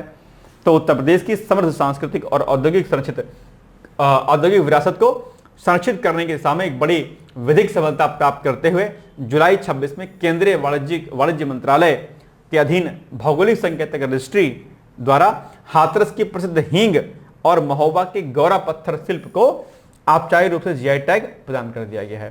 पूछेगा कि बताइए कहाँ का जीआई टैग किसको दिया गया है, क्या है इसकी विशेषताएं, तो आपको इसको ध्यान रखिएगा, ठीक है। और आप जानते होंगे कि हाथरस की जो हींग है बहुत फेमस है। हाथरस जिले में पिछले 100 वर्षों से अधिक वर्षों से हींग का यहाँ पर प्रोसेसिंग की जाती है और अच्छी इसकी खुशबू होती है, पूरे देश में विख्यात है। और इसको जीआई टैग मिलने से ये क्या होगा, इसका विस्तार और अच्छे से होगा अपने यहाँ पे। बाकी महोबा का गौरा पत्थर शिल्प बड़ा फेमस है।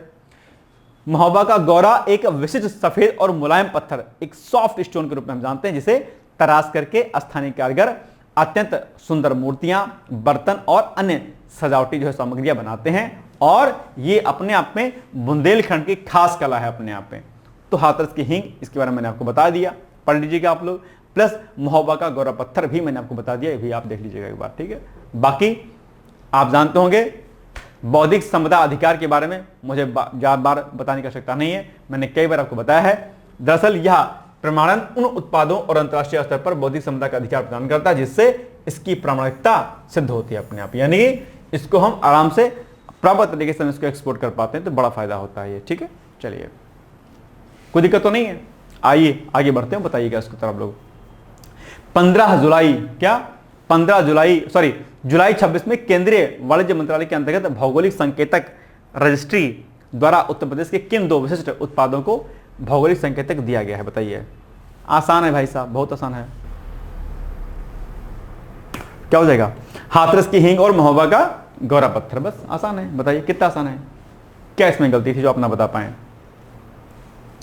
चलिए, ग्रेटर नोएडा में विशेष सेमीकंडक्टर विनिर्माण पार्क हेतु रियायती दरों पर भूमि भेद आवंटन अभी हो रहा है, यानी कि उत्तर प्रदेश को भारत का प्रमुख इलेक्ट्रॉनिक हब बनाने की दिशा में एक ऐतिहासिक कदम उठाते हुए उत्तर प्रदेश राज्य औद्योगिक विकास प्राधिकरण, ठीक है, ने जुलाई 2026 में विदेशी कंपनियों को आकर्षित करने के लिए ग्रेटर नोएडा में एक विशेष सेमीकंडक्टर विनिर्माण पार्क की स्थापना हेतु रियायती दरों पर भूमि के बृहद आवंटन को क्या कर दी है, स्वीकृति प्रदान कर दी है। तो ये बड़ी बात है जो आपको यहाँ पर विशेष तौर पर ध्यान देनी है, ठीक है। राज्य की सेमीकंडक्टर नीति 2024 से 28 के अंतर्गत विदेशी और घरेलू निवेशकों को भूमि खरीद पर भारी छूट, स्टाम्प ड्यूटी में 7% की छूट और पूंजीगत अनुदान यानी कि कैपिटल सब्सिडी प्रदान किया जा रहा है। तो ये बड़ी बात है जो आपको यहाँ पर ध्यान देनी है, ठीक है। वर्तमान में आप जानते होंगे भारत में सेमीकंडक्टर चिप्स के लिए ताइवान और चीन के जैसे देशों पर हम बहुत ज्यादा निर्भर हैं, और ये जो पार्क बनाया जाएगा इसकी स्थापना से देश की स्ट्रैटेजिक और टेक्नोलॉजिकल जो आयात होती है इसमें हमारी निर्भरता क्या हो जाएगी, कम हो जाएगी।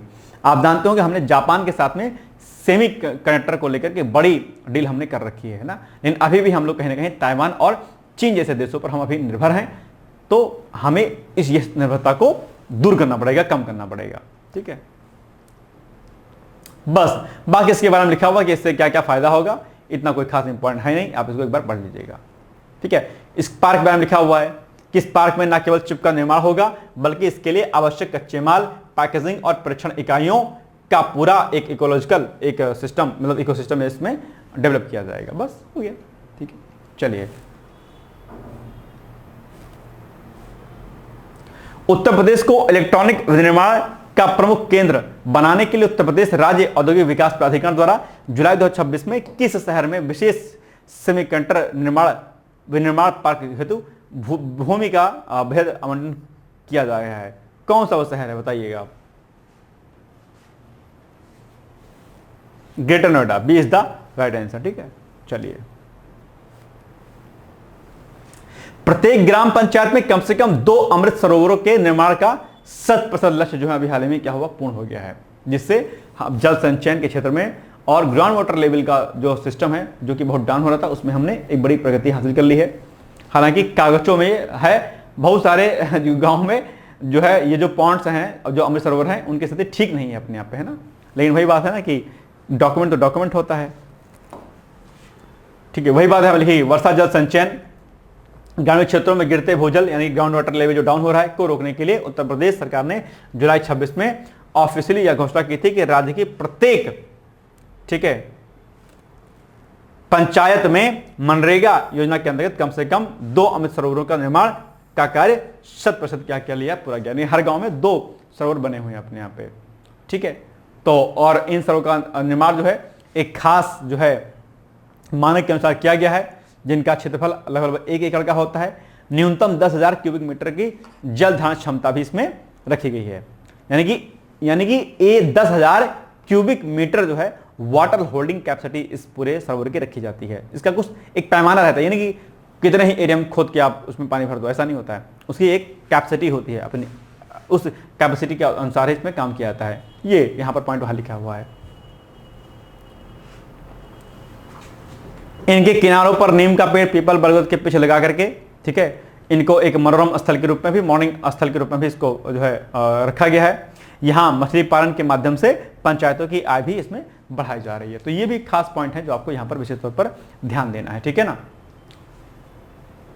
इन सरोवरों के कारण मानसून के दौरान वर्षा जल का तेजी से विकास होगा अपने आप पे, और पूरे क्षेत्र में जो है जो जलस्तर, जो गांव का आपके नल का, आपके जो मशीनें होती पानी वाली, उसका जो लेवल डाउन हो गया था वो अब बढ़ जाएगा, क्योंकि हमारे पास जल संरक्षण नहीं किया जा रहा है। इसके माध्यम से ग्राउंड वाटर जो रिचार्ज होगा वो बहुत तेजी के साथ बढ़ेगा अपने आप पे और बड़ा फायदा होगा। ये सब भागे बातें यहाँ पे लिखी गई हैं। चलिए बताइए आप लोग, ग्राउंड वाटर लेवल में सुधार और जल संरक्षण के लिए जुलाई 26 में उत्तर प्रदेश सरकार द्वारा किस योजना के तहत राज्य की प्रत्येक ग्राम पंचायत में कम से कम 2 अमृत सरोवरों के निर्माण का 100% लक्ष्य पूरा होने की घोषणा कर दी गई? बताइए किस कार्यक्रम के अंतर्गत? सिंपल सी बात है, मनरेगा कार्यक्रम के अंतर्गत, यानी कि B is the right answer. ठीक है, चलिए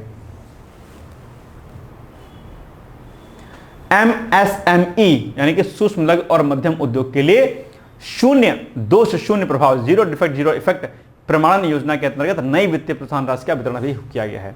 यानी कि राज्य के सूक्ष्म लघु और मध्यम उद्यमों के उत्पादों को अंतर्राष्ट्रीय मानकों के अनुरूप बनाने के लिए राज्य सरकार ने जुलाई 2026 में 0 दोष 0 प्रबंधन यानी कि 0 डिफेक्ट 0 इफेक्ट प्रमाण प्राप्त करने वाली औद्योगिक इकाइयों को नई भारी वित्तीय प्रोत्साहन राशि का वितरण किया है कि भैया आपने अच्छा काम किया, अब आपको लीजिए। इसका क्या उद्देश्य होगा? 0 दोष का क्या अर्थ हो गया? 0 दोष का अर्थ है ऐसे उत्पादों का निर्माण करना जिनमें कोई तकनीकी खराबी ना हो, यानी कि हाई क्वालिटी हो। 0 प्रभाव का मतलब क्या हो गया?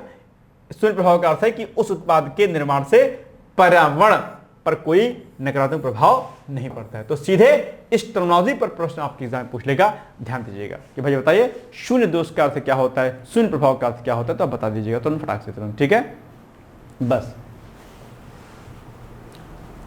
अब इसमें अलग अलग जो है जिनको प्रमाण मिला है उनको फिर उसी के अनुसार उनको जो रियायत दी जा रही है वही बात यहां पे लिखी हुई है। ठीक है,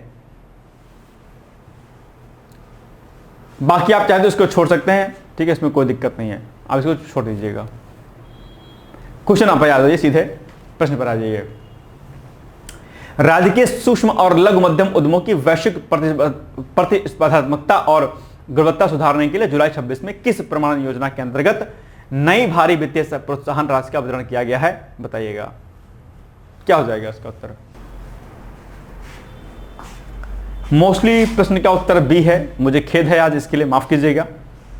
और जो टीम है उसने इस बात पर ध्यान नहीं दिया कि सारे ऑप्शन बी हो गए हैं। खैर, B is the right answer, ठीक है ना। चलिए बी हो जाएगा। आगे बढ़ते हैं हम लोग।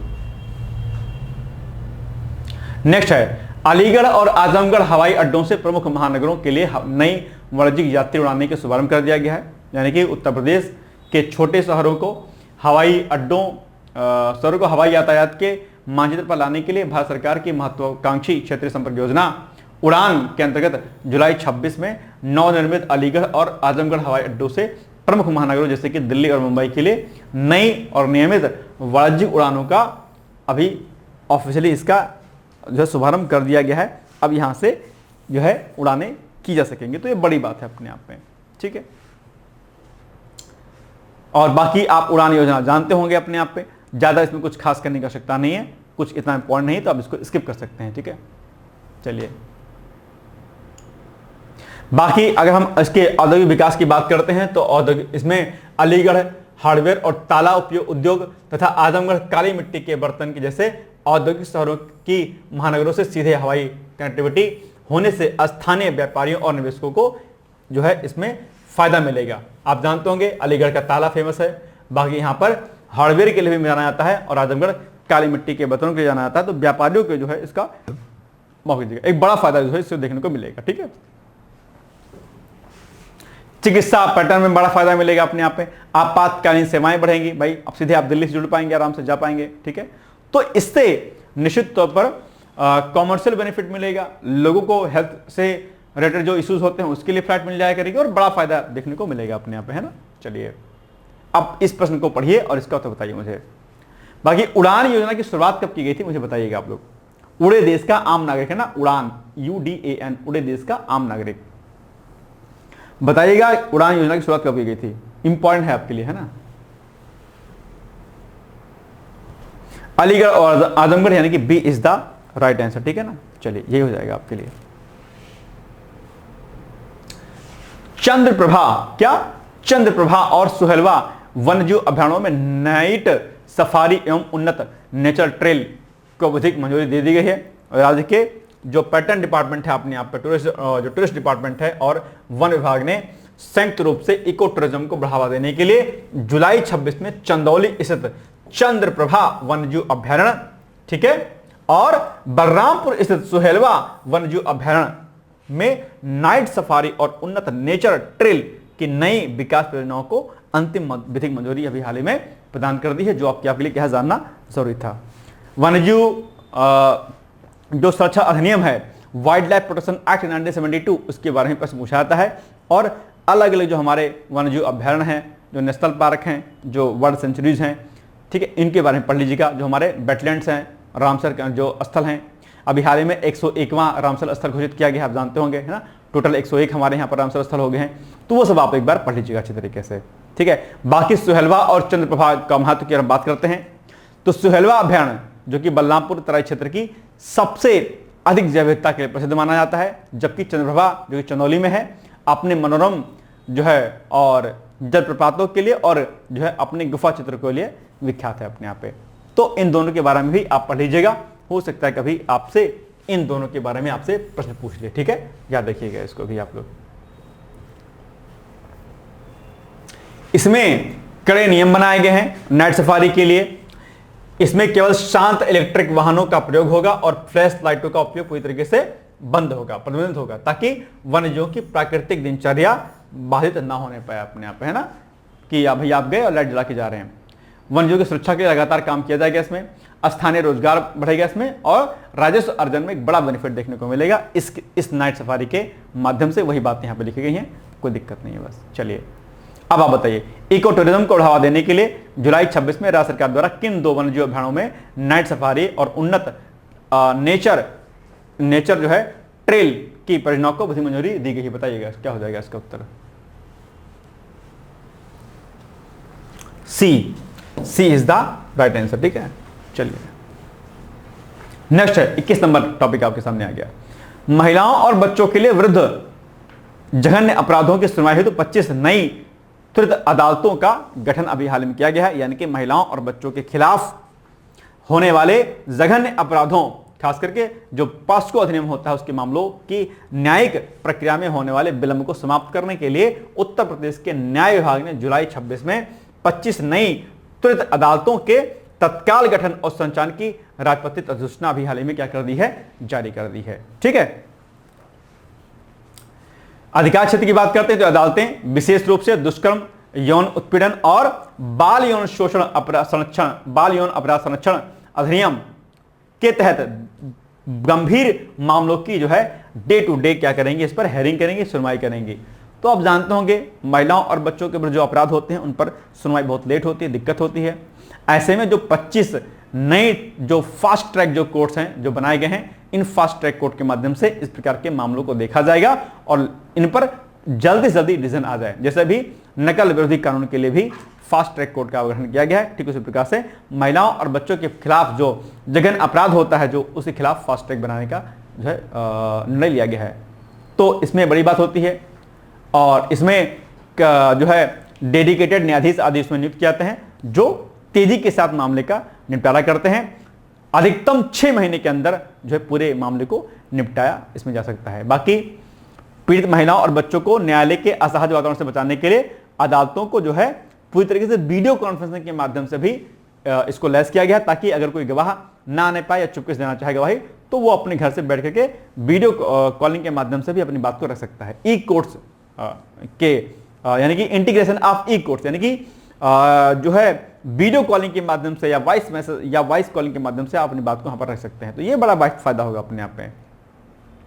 इससे निश्चित तौर पर मुकदमे जल्दी निपटेंगे और महिलाओं के प्रति जो अपराध आदि होता है उस अपराधों पर हम अंकुश लगा पाएंगे और जनता का विश्वास क्या होगा, मजबूत होगा, क्योंकि महिलाओं की सुरक्षा अपने आप में क्या बहुत जरूरी है ना। तो वही सारी बातें यहां पर लिखी हुई हैं, आप इसको एक बार मैगजीन में पढ़ लीजिएगा, वो मैंने बता दिया आपको। ठीक है, चलिए महिलाओं और बच्चों के विरुद्ध जघन्य अपराधों की सुनवाई के लिए उत्तर प्रदेश न्याय विभाग ने जुलाई 26 में कुल कितनी नई जो है फास्ट ट्रैक कोर्ट बनाए जाने की घोषणा की है? 15 कोर्ट, 25 या 30, कितने कोर्ट बनाए जाने की घोषणा की है बताइए? 25 कोर्ट है ना, 25 ई कोर्ट बनाए जाएंगे, यानी कि option number C is the right answer. ठीक, कोई दिक्कत तो नहीं है। आइए लखनऊ में विश्व स्तरीय वैश्विक कार्यबल प्रशिक्षण केंद्र का उद्घाटन, यानी कि अंतरराष्ट्रीय बाजार में या अंतरराष्ट्रीय बाजार की तकनीकी मांग के अनुरूप प्रदेश के युवाओं को प्रशिक्षित करने और उन्हें वैश्विक स्तर पर रोजगार योग्य बनाने के लिए उत्तर प्रदेश कौशल विकास मिशन यानी कि स्किल डेवलपमेंट मिशन द्वारा जुलाई 2026 में राजधानी लखनऊ में एक अत्याधुनिक और विश्व स्तरीय वैश्विक कार्यबल प्रशिक्षण केंद्र का उद्घाटन किया गया है। ये भी अपने आप में एक बड़ी बात है जो कि आपको यहां पर क्या करनी है, ध्यान देनी है। ऐसी चीजें भी आपके एग्जाम में क्या होती हैं, पूछी जाती हैं। ठीक है,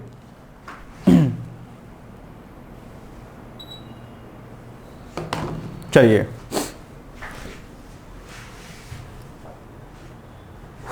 इस केंद्र में क्या होगा, युवाओं को भविष्य की तकनीकों जैसे कि क्लाउड कंप्यूटिंग, आर्टिफिशियल इंटेलिजेंस, उन्नत रोबोटिक्स और विदेशी भाषा यानी कि फॉरेन लैंग्वेज जैसे जापानी और जर्मन का इसमें जो है इनको ट्रेनिंग दी जाएगी ताकि ये लोग बच्चे इसके हम अपने आप पे स्किल हो सकें। ये बड़ी बात है।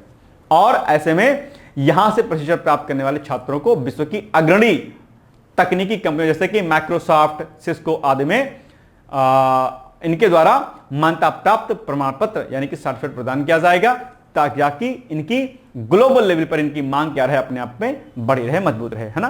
ध्यान दीजिएगा। इससे इस केंद्र ने जापान, जर्मनी और मध्य पूर्व यानी कि मिडिल ईस्ट की प्रमुख मानव संसाधन एजेंसियों के साथ में रणनीतिक समझौते किए हैं जिससे कुशल युवाओं को सीधे विदेशी कंपनियों में प्लेसमेंट मिल रहा है अपने आप में। यह पहल राज्य के ब्रेन ड्रेन को ब्रेन गेन में परिवर्तित कर रही है और प्रशिक्षित कामगारों के विदेश जाने से राज्य को प्राप्त होने वाले जो रेमिटेंस जो होता है उसमें भारी वृद्धि होगी कि भैया आप वहां पर कमाने जाएंगे, कमा करके पैसा वहां भेजेंगे, तो भैया एक बड़ा फायदा देखने को हमें यहां मिलेगा अपने आप में। ठीक है, चलिए अब आप बताइए, जुलाई 26 में उत्तर प्रदेश के युवाओं को क्लाउड कंप्यूटिंग और विदेशी भाषाओं का सघन प्रशिक्षण देकर के वैश्विक रोजगार के लिए तैयार करने हेतु वैश्विक कार्यबल प्रशिक्षण केंद्र का उद्घाटन कहां पर किया गया है, आप बताइएगा। नोएडा, लखनऊ, प्रयागराज या फिर वाराणसी?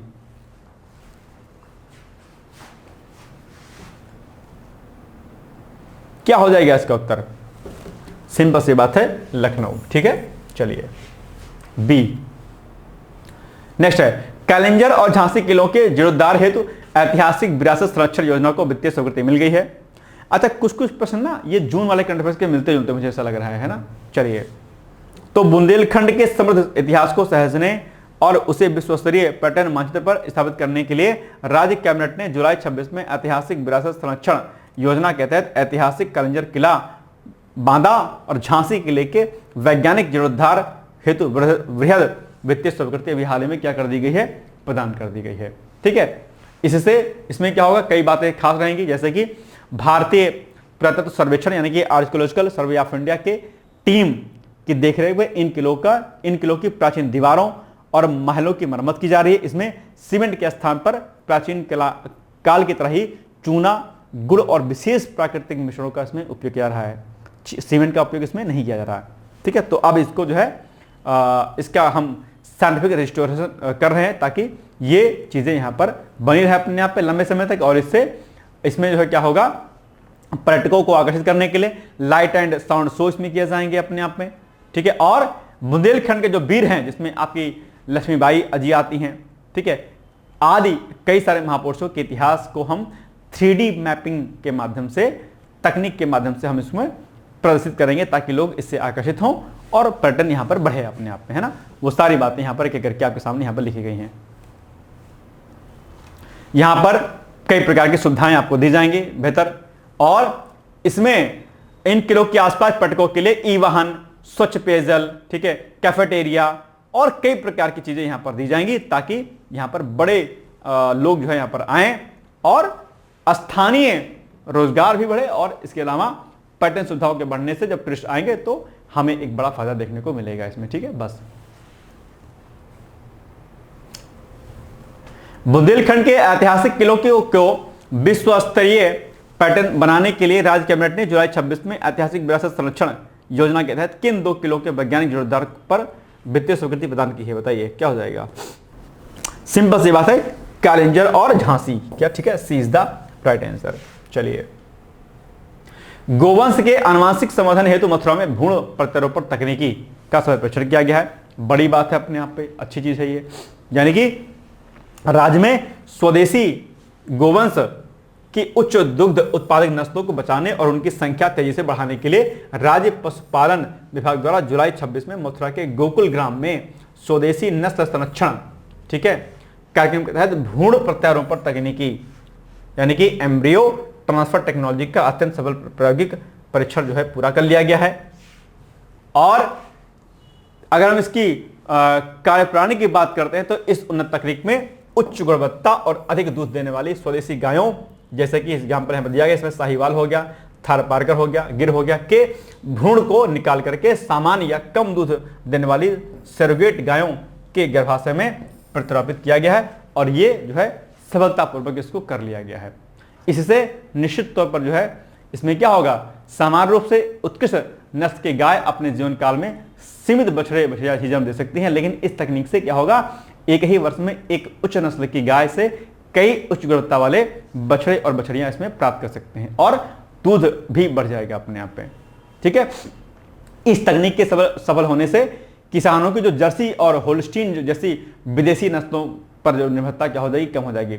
ध्यान रखिएगा अपने आप में, क्योंकि जो विदेशी नस्लें होती हैं उनका दूध अच्छा नहीं माना जाता है। केवल स्वदेशी नस्लें यहाँ की गर्म जलवायु और बीमारियों के प्रति क्या होती हैं, अधिक सहनशील होती हैं। इसलिए अपनी स्वदेशी गायों के विस्तार के लिए इस पर चर्चा की गई है और इस पर काम किया जा रहा है। विदेशी गायों का दूध इतना फायदेमंद नहीं होता, ध्यान रखिएगा आप लोग प्लीज। ठीक है, चलिए अब आप बताइए प्रश्न, स्वदेशी गौवंश की उच्च दुग्ध नस्लों को संरक्षित करने के लिए जुलाई 26 में उत्तर प्रदेश की किस जिले की गोकुल ग्राम में भ्रूण प्रत्यारोपण तकनीकी का सफल प्रायोगिक परीक्षण किया जा रहा है। किया गया मतलब बताइए। सॉरी, बताइए भाई क्या हो जाएगा इसका उत्तर। Mathura is the right answer है ना। चलिए नेक्स्ट क्वेश्चन है आपके सामने, बस 5 क्वेश्चन 6 क्वेश्चन और बचे हैं बस, ठीक है, हो जाएगा। डिजिटल ग्राम पंचायत योजना के तहत ग्राम सचिवालयों में ब्रॉडबैंड का 100% एकीकरण यानी कि शासन प्रणाली को पारदर्शी, सुलभ और जन केंद्रित बनाने के लिए उत्तर प्रदेश के पंचायती राज विभाग ने जुलाई 26 में अपनी महत्वाकांक्षी डिजिटल ग्राम पंचायत योजना के तहत प्रदेश के सभी 75 जिलों के ग्राम सचिवालयों में ब्रॉडबैंड और ऑप्टिकल फाइबर नेटवर्क का 100% सफल एकीकरण क्या कर लिया है, पूरा कर लिया है। ये क्या है अपने आप पे बड़ी बात है, ठीक है। भारत नेट परियोजना के सहयोग से अब राज्य की प्रत्येक ग्राम पंचायत को उच्च गति वाले इंटरनेट से जोड़ दिया गया है। प्रत्येक ग्राम पंचायत में एक कॉमन सर्विस सेंटर भी स्थापित किया गया है। आप जानते होंगे भारत नेट परियोजना बड़ी फेमस योजना है और सभी ग्राम पंचायतों को ब्रॉडबैंड सुविधाओं से जोड़ा गया है। हमारे गांव में अगर ब्रॉडबैंड सुविधाएं हो जाएंगी, नेट हो जाएगा, तो जो है इससे गांव को बड़ी फायदा होगा। ग्रामीणों को अब आय, जाति, निवास प्रमाण पत्र, खतौनी या पेंशन आवेदन के लिए तहसीलों या ब्लॉक मुख्यालयों के चक्कर नहीं लगाने पड़ेंगे।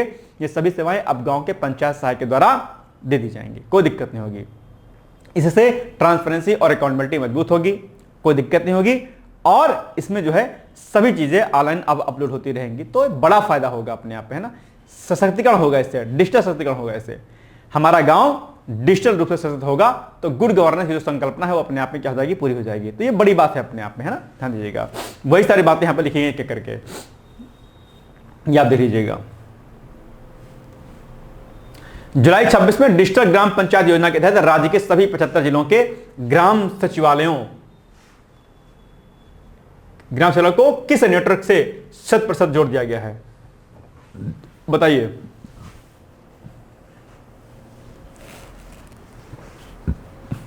ये बी, ब्रॉडबैंड और ऑप्टिकल फाइबर नेटवर्क के माध्यम से जोड़ दिया गया, ठीक है।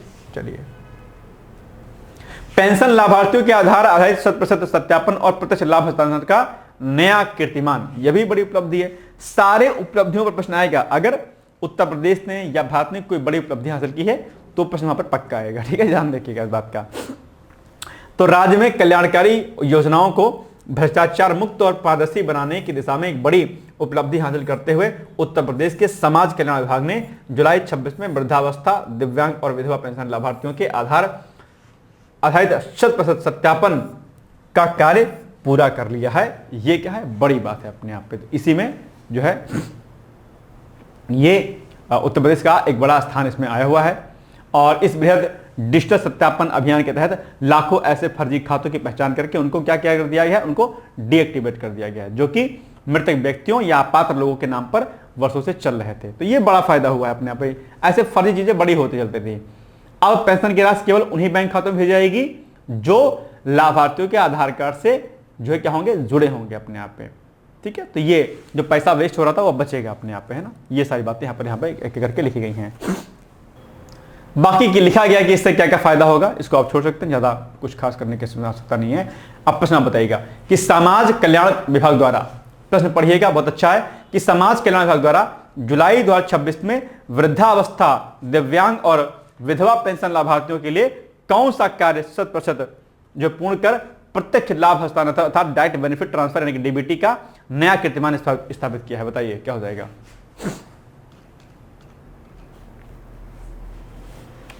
ये आधार आधारित सत्यापन, आधार बेस्ड वेरिफिकेशन कर दिया गया है, ठीक है। B is the right answer. Kanpur में भारत के सबसे बड़े और अत्याधुनिक प्लास्टिक अपशिष्ट प्रबंधन संयंत्र का अभी हाल ही में संचालन कर दिया गया है, यानी कि कानपुर महानगर और गंगा नदी के तटीय क्षेत्रों को प्लास्टिक प्रदूषण से मुक्त करने के लिए जुलाई 26 में कानपुर में भारत के सबसे बड़े और अत्याधुनिक प्लास्टिक अपशिष्ट प्रबंधन संयंत्र का अभी ऑफिशियली जो है संचालन क्या हो गया है, शुरू कर दिया गया है। बड़ी बात है अपने आप में। यह संयंत्र खास करके गंगा नदी में बह करके आने वाले एकल उपयोग प्लास्टिक यानी कि सिंगल यूज प्लास्टिक और औद्योगिक जो कचरा होगा, जो इंडस्ट्रियल जो आपका गार्बेज होता है, उसको ये क्या करता है, विलक्षित करता है। और इस संयंत्र में अपशिष्ट को छांटने के लिए उन्नत ऑप्टिकल सेंसर का उपयोग किया जाता है इसमें। यह क्या करता है, कचरे को वैज्ञानिक रूप से पिघला करके उच्च गुणवत्ता वाले प्लास्टिक ग्रैन्युल्स बनाए जाते हैं, जिनका उपयोग सड़क निर्माण और पाइप बनाने में इसका उपयोग किया जाता है। तो यह बड़ा फायदा आपको देखने को मिलेगा। ये सारे पॉइंट आपको यहां पर मेंशन कर दिए गए हैं, ये आप देखिएगा, ठीक है, कि कैसे कैसे हम इसमें काम कर पाएंगे, क्या इसकी खास विशेषता है अपने आप पे, है ना। शून्य उत्सर्जन या संयंत्र अत्यधिक शून्य उत्सर्जन तकनीक पर कार्य करता है, जिससे प्लास्टिक को गलाने के दौरान कोई भी हानिकारक जहरीली गैस का वायुमंडल में नहीं जाती है, ठीक है। और इससे बड़े स्तर का रोजगार भी मिलेगा और स्वास्थ्य संबंधी जो दिक्कतें होती थी वो दिक्कतें भी अब नहीं होंगी अपने आप में, ठीक है। इससे क्या होगा कि असंगठित क्षेत्र के हजारों कूड़ा बीनने वालों को स्वास्थ्य बीमा और सुरक्षा उपकरणों के साथ में मुख्य धारा में एक रोजगार भी मिलेगा अपने आप पे। तो ये बड़ा फायदा देखने को मिलेगा आपको, ठीक है। चलिए बताइए इसका उत्तर क्या हो जाएगा, पढ़िए फटाफट फिर इसका आंसर दीजिए मुझे आप लोग। क्या हो जाएगा इसका उत्तर भाई साहब बताइए। सिंपल सी बात है, इसका उत्तर क्या हो जाएगा आपका ऑप्शन नंबर क्या, सी, यानी कि कानपुर। बस हो गया। बस 28, 29, 30 और 3 प्रश्न बचे हैं। स्वामित्व योजना के अंतर्गत डिजिटल संपत्ति कार्ड का वितरण पूर्ण हो गया है। ग्रामीण क्षेत्रों में पीढ़ियों से चले आ रहे संपत्ति विवादों को जड़ से खत्म करने के लिए उत्तर प्रदेश राजस्व विभाग ने या बोर्ड ने जुलाई 26 में प्रदेश भर में स्वामित्व योजना के तहत अंतिम चरण के डिजिटल संपत्ति कार्ड, जिन्हें घरौनी या खतौनी भी कहा जाता है, वितरण का कार्य पूरा कर लिया है अपने आप में। ध्यान दीजिएगा, ठीक है। ग्रामीण आबादी क्षेत्रों की भूमिका सटीक मैपिंग के लिए राजस्व विभाग ने भारतीय सर्वेक्षण विभाग के साथ मिलकर के ड्रोन और उच्च रेजोल्यूशन वाली सैटेलाइट इमेजरी का व्यापक उपयोग किया है अपने आप में, ठीक है। ध्यान दीजिएगा। पहले ग्रामीण घरों का कोई स्पष्ट मालिकाना हक या कागज नहीं होता था। इन डिजिटल संपत्ति कार्डों के मिलने से ग्रामीणों को अपनी पुश्तैनी संपत्तियों का पूर्ण विधिक स्वामित्व जो क्या हो जाएगा, प्राप्त हो जाएगा। तो ये क्या है, बड़ी बात है जो कि आपको ध्यान रखनी है। इस दस्तावेज के आधार पर अब ग्रामीण अपनी संपत्ति के बदले बैंकों से आसानी से संस्थागत ऋण प्राप्त कर सकते हैं, जिससे ग्रामीण उद्यमशीलता को क्या हो जाएगा, अपने आप में बढ़ावा मिल जाएगा। तो ये खास बात है जो आपको यहां करनी है, ध्यान देनी है, ठीक है। और अब इस दस्तावेज के आधार पर अब ग्रामीण अपनी संपत्ति के बदले बैंकों से आसानी से ऋण जो है प्राप्त कर सकते हैं, जिससे ग्रामीण उद्यमशीलता को क्या हो जाएगा, अपने आप में बढ़ावा मिलेगा। तो ये बड़ी बातें हैं। बस वही सारी बातें इसमें लिखी हुई हैं। अब आप बताइए कि ग्रामीण क्षेत्रों में संपत्ति विवादों को समाप्त करने के लिए उत्तर प्रदेश राजस्व बोर्ड ने जुलाई 26 में स्वामित्व योजना के तहत ड्रोन और सैटेलाइट इमेजरी की मदद से किस डिजिटल दस्तावेज का वितरण पूर्ण कर लिया है। डिजिटल खसरा, डिजिटल संपत्ति कार्ड, डिजिटल किसान बही, ठीक है, या डिजिटल खतौनी। क्या हो जाएगा, बी, डिजिटल संपत्ति घरौनी, है ना। चलिए, चिकित्सा शिक्षा में ऐतिहासिक विस्तार, 7 नए जिला मेडिकल कॉलेजों को विधिक मान्यता मिली है। उत्तर प्रदेश में स्वास्थ्य सुविधाओं के मजबूती की दिशा में एक खास प्रगति करते हुए राष्ट्रीय आयुर्विज्ञान आयोग यानी कि नेशनल मेडिकल कमीशन ने जुलाई 26 में राज्य के 7 नवनिर्मित जिला मेडिकल कॉलेजों में एक ही शैक्षणिक सत्र में MBBS प्रथम वर्ष के प्रवेश हेतु आधिकारिक मान्यता प्रदान कर दी है। तो बड़ी बात है अपने आप में भाई साहब, ये भी है। आजकल हम लोग सीटों में वृद्धि भी कर रहे हैं अपने आप में।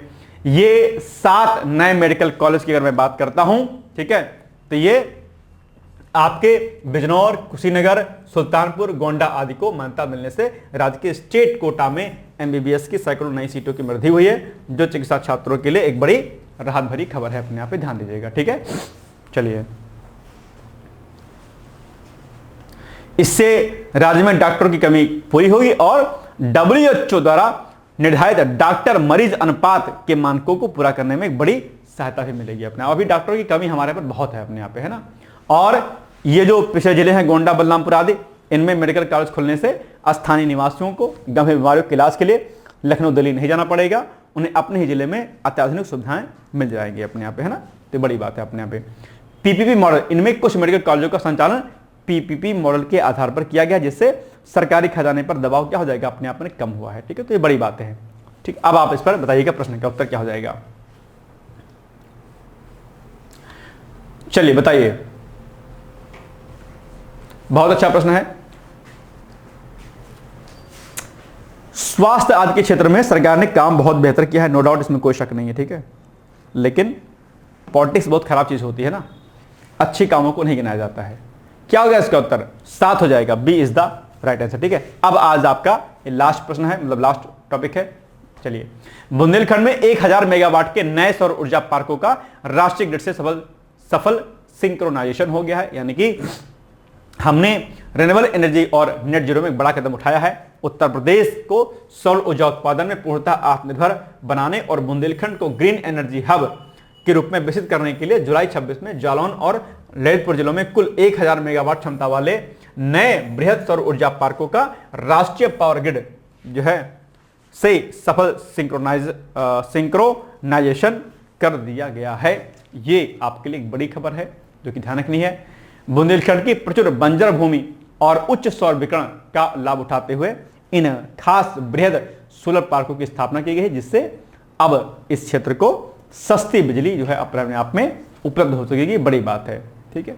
अच्छा, एक पॉइंट, ये जो आप सब देख पा रहे होंगे सिंक्रोनाइजेशन, इसका अर्थ क्या होता है? सिंक्रोनाइजेशन का अर्थ है कि इन पार्कों में बनने वाली बिजली अब सीधे राष्ट्रीय पावर ग्रिड में प्रवाहित होगी, यानी कि नेशनल जो पावर ग्रिड होगी वहां प्रवाहित होगी, जिससे राज्य भर के उद्योगों और घरों को जो है अपने आप में ग्रीन एनर्जी प्राप्त हो पाएगी। तो सिंक्रोनाइजेशन का मतलब यही होता है कि जो बिजली बनेगी वो सीधे नेशनल पावर ग्रिड को जाएगी, है ना। तो ये इसका पॉइंट होता है सिंक्रोनाइजेशन। पूछ सकता है एग्जाम में अलग से, है ना, कि बताइए भैया इसका अर्थ जो है क्या होता है, बताइए इसका जो सिंक्रोनाइजेशन है, इसका सिंक्रोनाइजेशन का अर्थ क्या हो जाएगा, बताइए, ठीक है। तो ये पॉइंट आपको ध्यान रखना है, ठीक है ना। चलिए, बस यही सारे पॉइंट इसमें लिखे हैं, कुछ खास है नहीं पॉइंट, ज्यादा खास काम नहीं करना है। और इस 1000 मेगावाट की परियोजना से प्रतिवर्ष लाखों टन कार्बन डाइऑक्साइड के उत्सर्जन को रोका जा सकेगा, जो राज्य की जलवायु कार्य योजना का एक प्रमुख हिस्सा है अपने आप पे, ठीक है, बस, ठीक है। और इन पार्कों की स्थापना से राज्य में हजारों करोड़ रुपए का निजी निवेश आया है। सोलर पैनल की सफाई, रखरखाव, तकनीकी प्रबंधन में स्थानीय युवाओं की को भारी संख्या में रोजगार आदि भी प्राप्त हो गया है। तो ये जब ऐसी योजनाएं लगती है तो निश्चित तौर पर फायदा तो मिलता है अपने आप में, है ना। चलिए, अब आप लास्ट प्रश्न बताइए कि इसका क्या हो जाएगा। प्रश्न पढ़िए और उत्तर मुझे फटाक से इसका उत्तर बताइए, क्या हो जाएगा इसका उत्तर, ठीक है। क्या हो गया इसका उत्तर? बी हो जाएगा, यानी कि आपका 1000 मेगावाट, ठीक है। बस ये हो गया उत्तर प्रदेश जुलाई माह का हमारा यूपी स्टेट का करंट अफेयर्स। आज के लिए बस इतना ही, बाकी हम लोग मिलेंगे अगली क्लास में, तब तक आप पढ़ते रहिए। बाकी उत्तर प्रदेश से रिलेटेड जो भी चीजें चला जाती हैं आप उसको करते रहिएगा, पढ़ते रहिएगा, समझते रहिएगा, ठीक है। कोई भी दिक्कत हो, कोई परेशानी हो तो आप बताइएगा। बाकी आप किसी भी कोर्स में होंगे, अगर आप एचओ का फॉर्म फिल किए होंगे तो आप एचओ के बैच में भी आप जुड़ सकते हैं। यहाँ पर 2500 रुपये का प्राइस दिया गया है। इसमें वीडियो लेक्चर आपका, ठीक है, आपकी टेस्ट सीरीज आपकी, कुछ पीवाईक्यूज आपके, सब कुछ आपको दिया जाएगा, बाइलिंगुअल नोट्स मिलेंगे आपको। तो आप एचओ के बैच में भी एडमिशन ले सकते हैं, कोई दिक्कत वाली बात नहीं है। एचओ की टेस्ट सीरीज भी चल रही है और एचओ का बैच भी चल रहा है प्रॉपर, ठीक है। चलिए, आज के लिए बस इतना ही, बहुत बहुत धन्यवाद है, ऑल द बेस्ट है and thank you so much, bye bye, take care.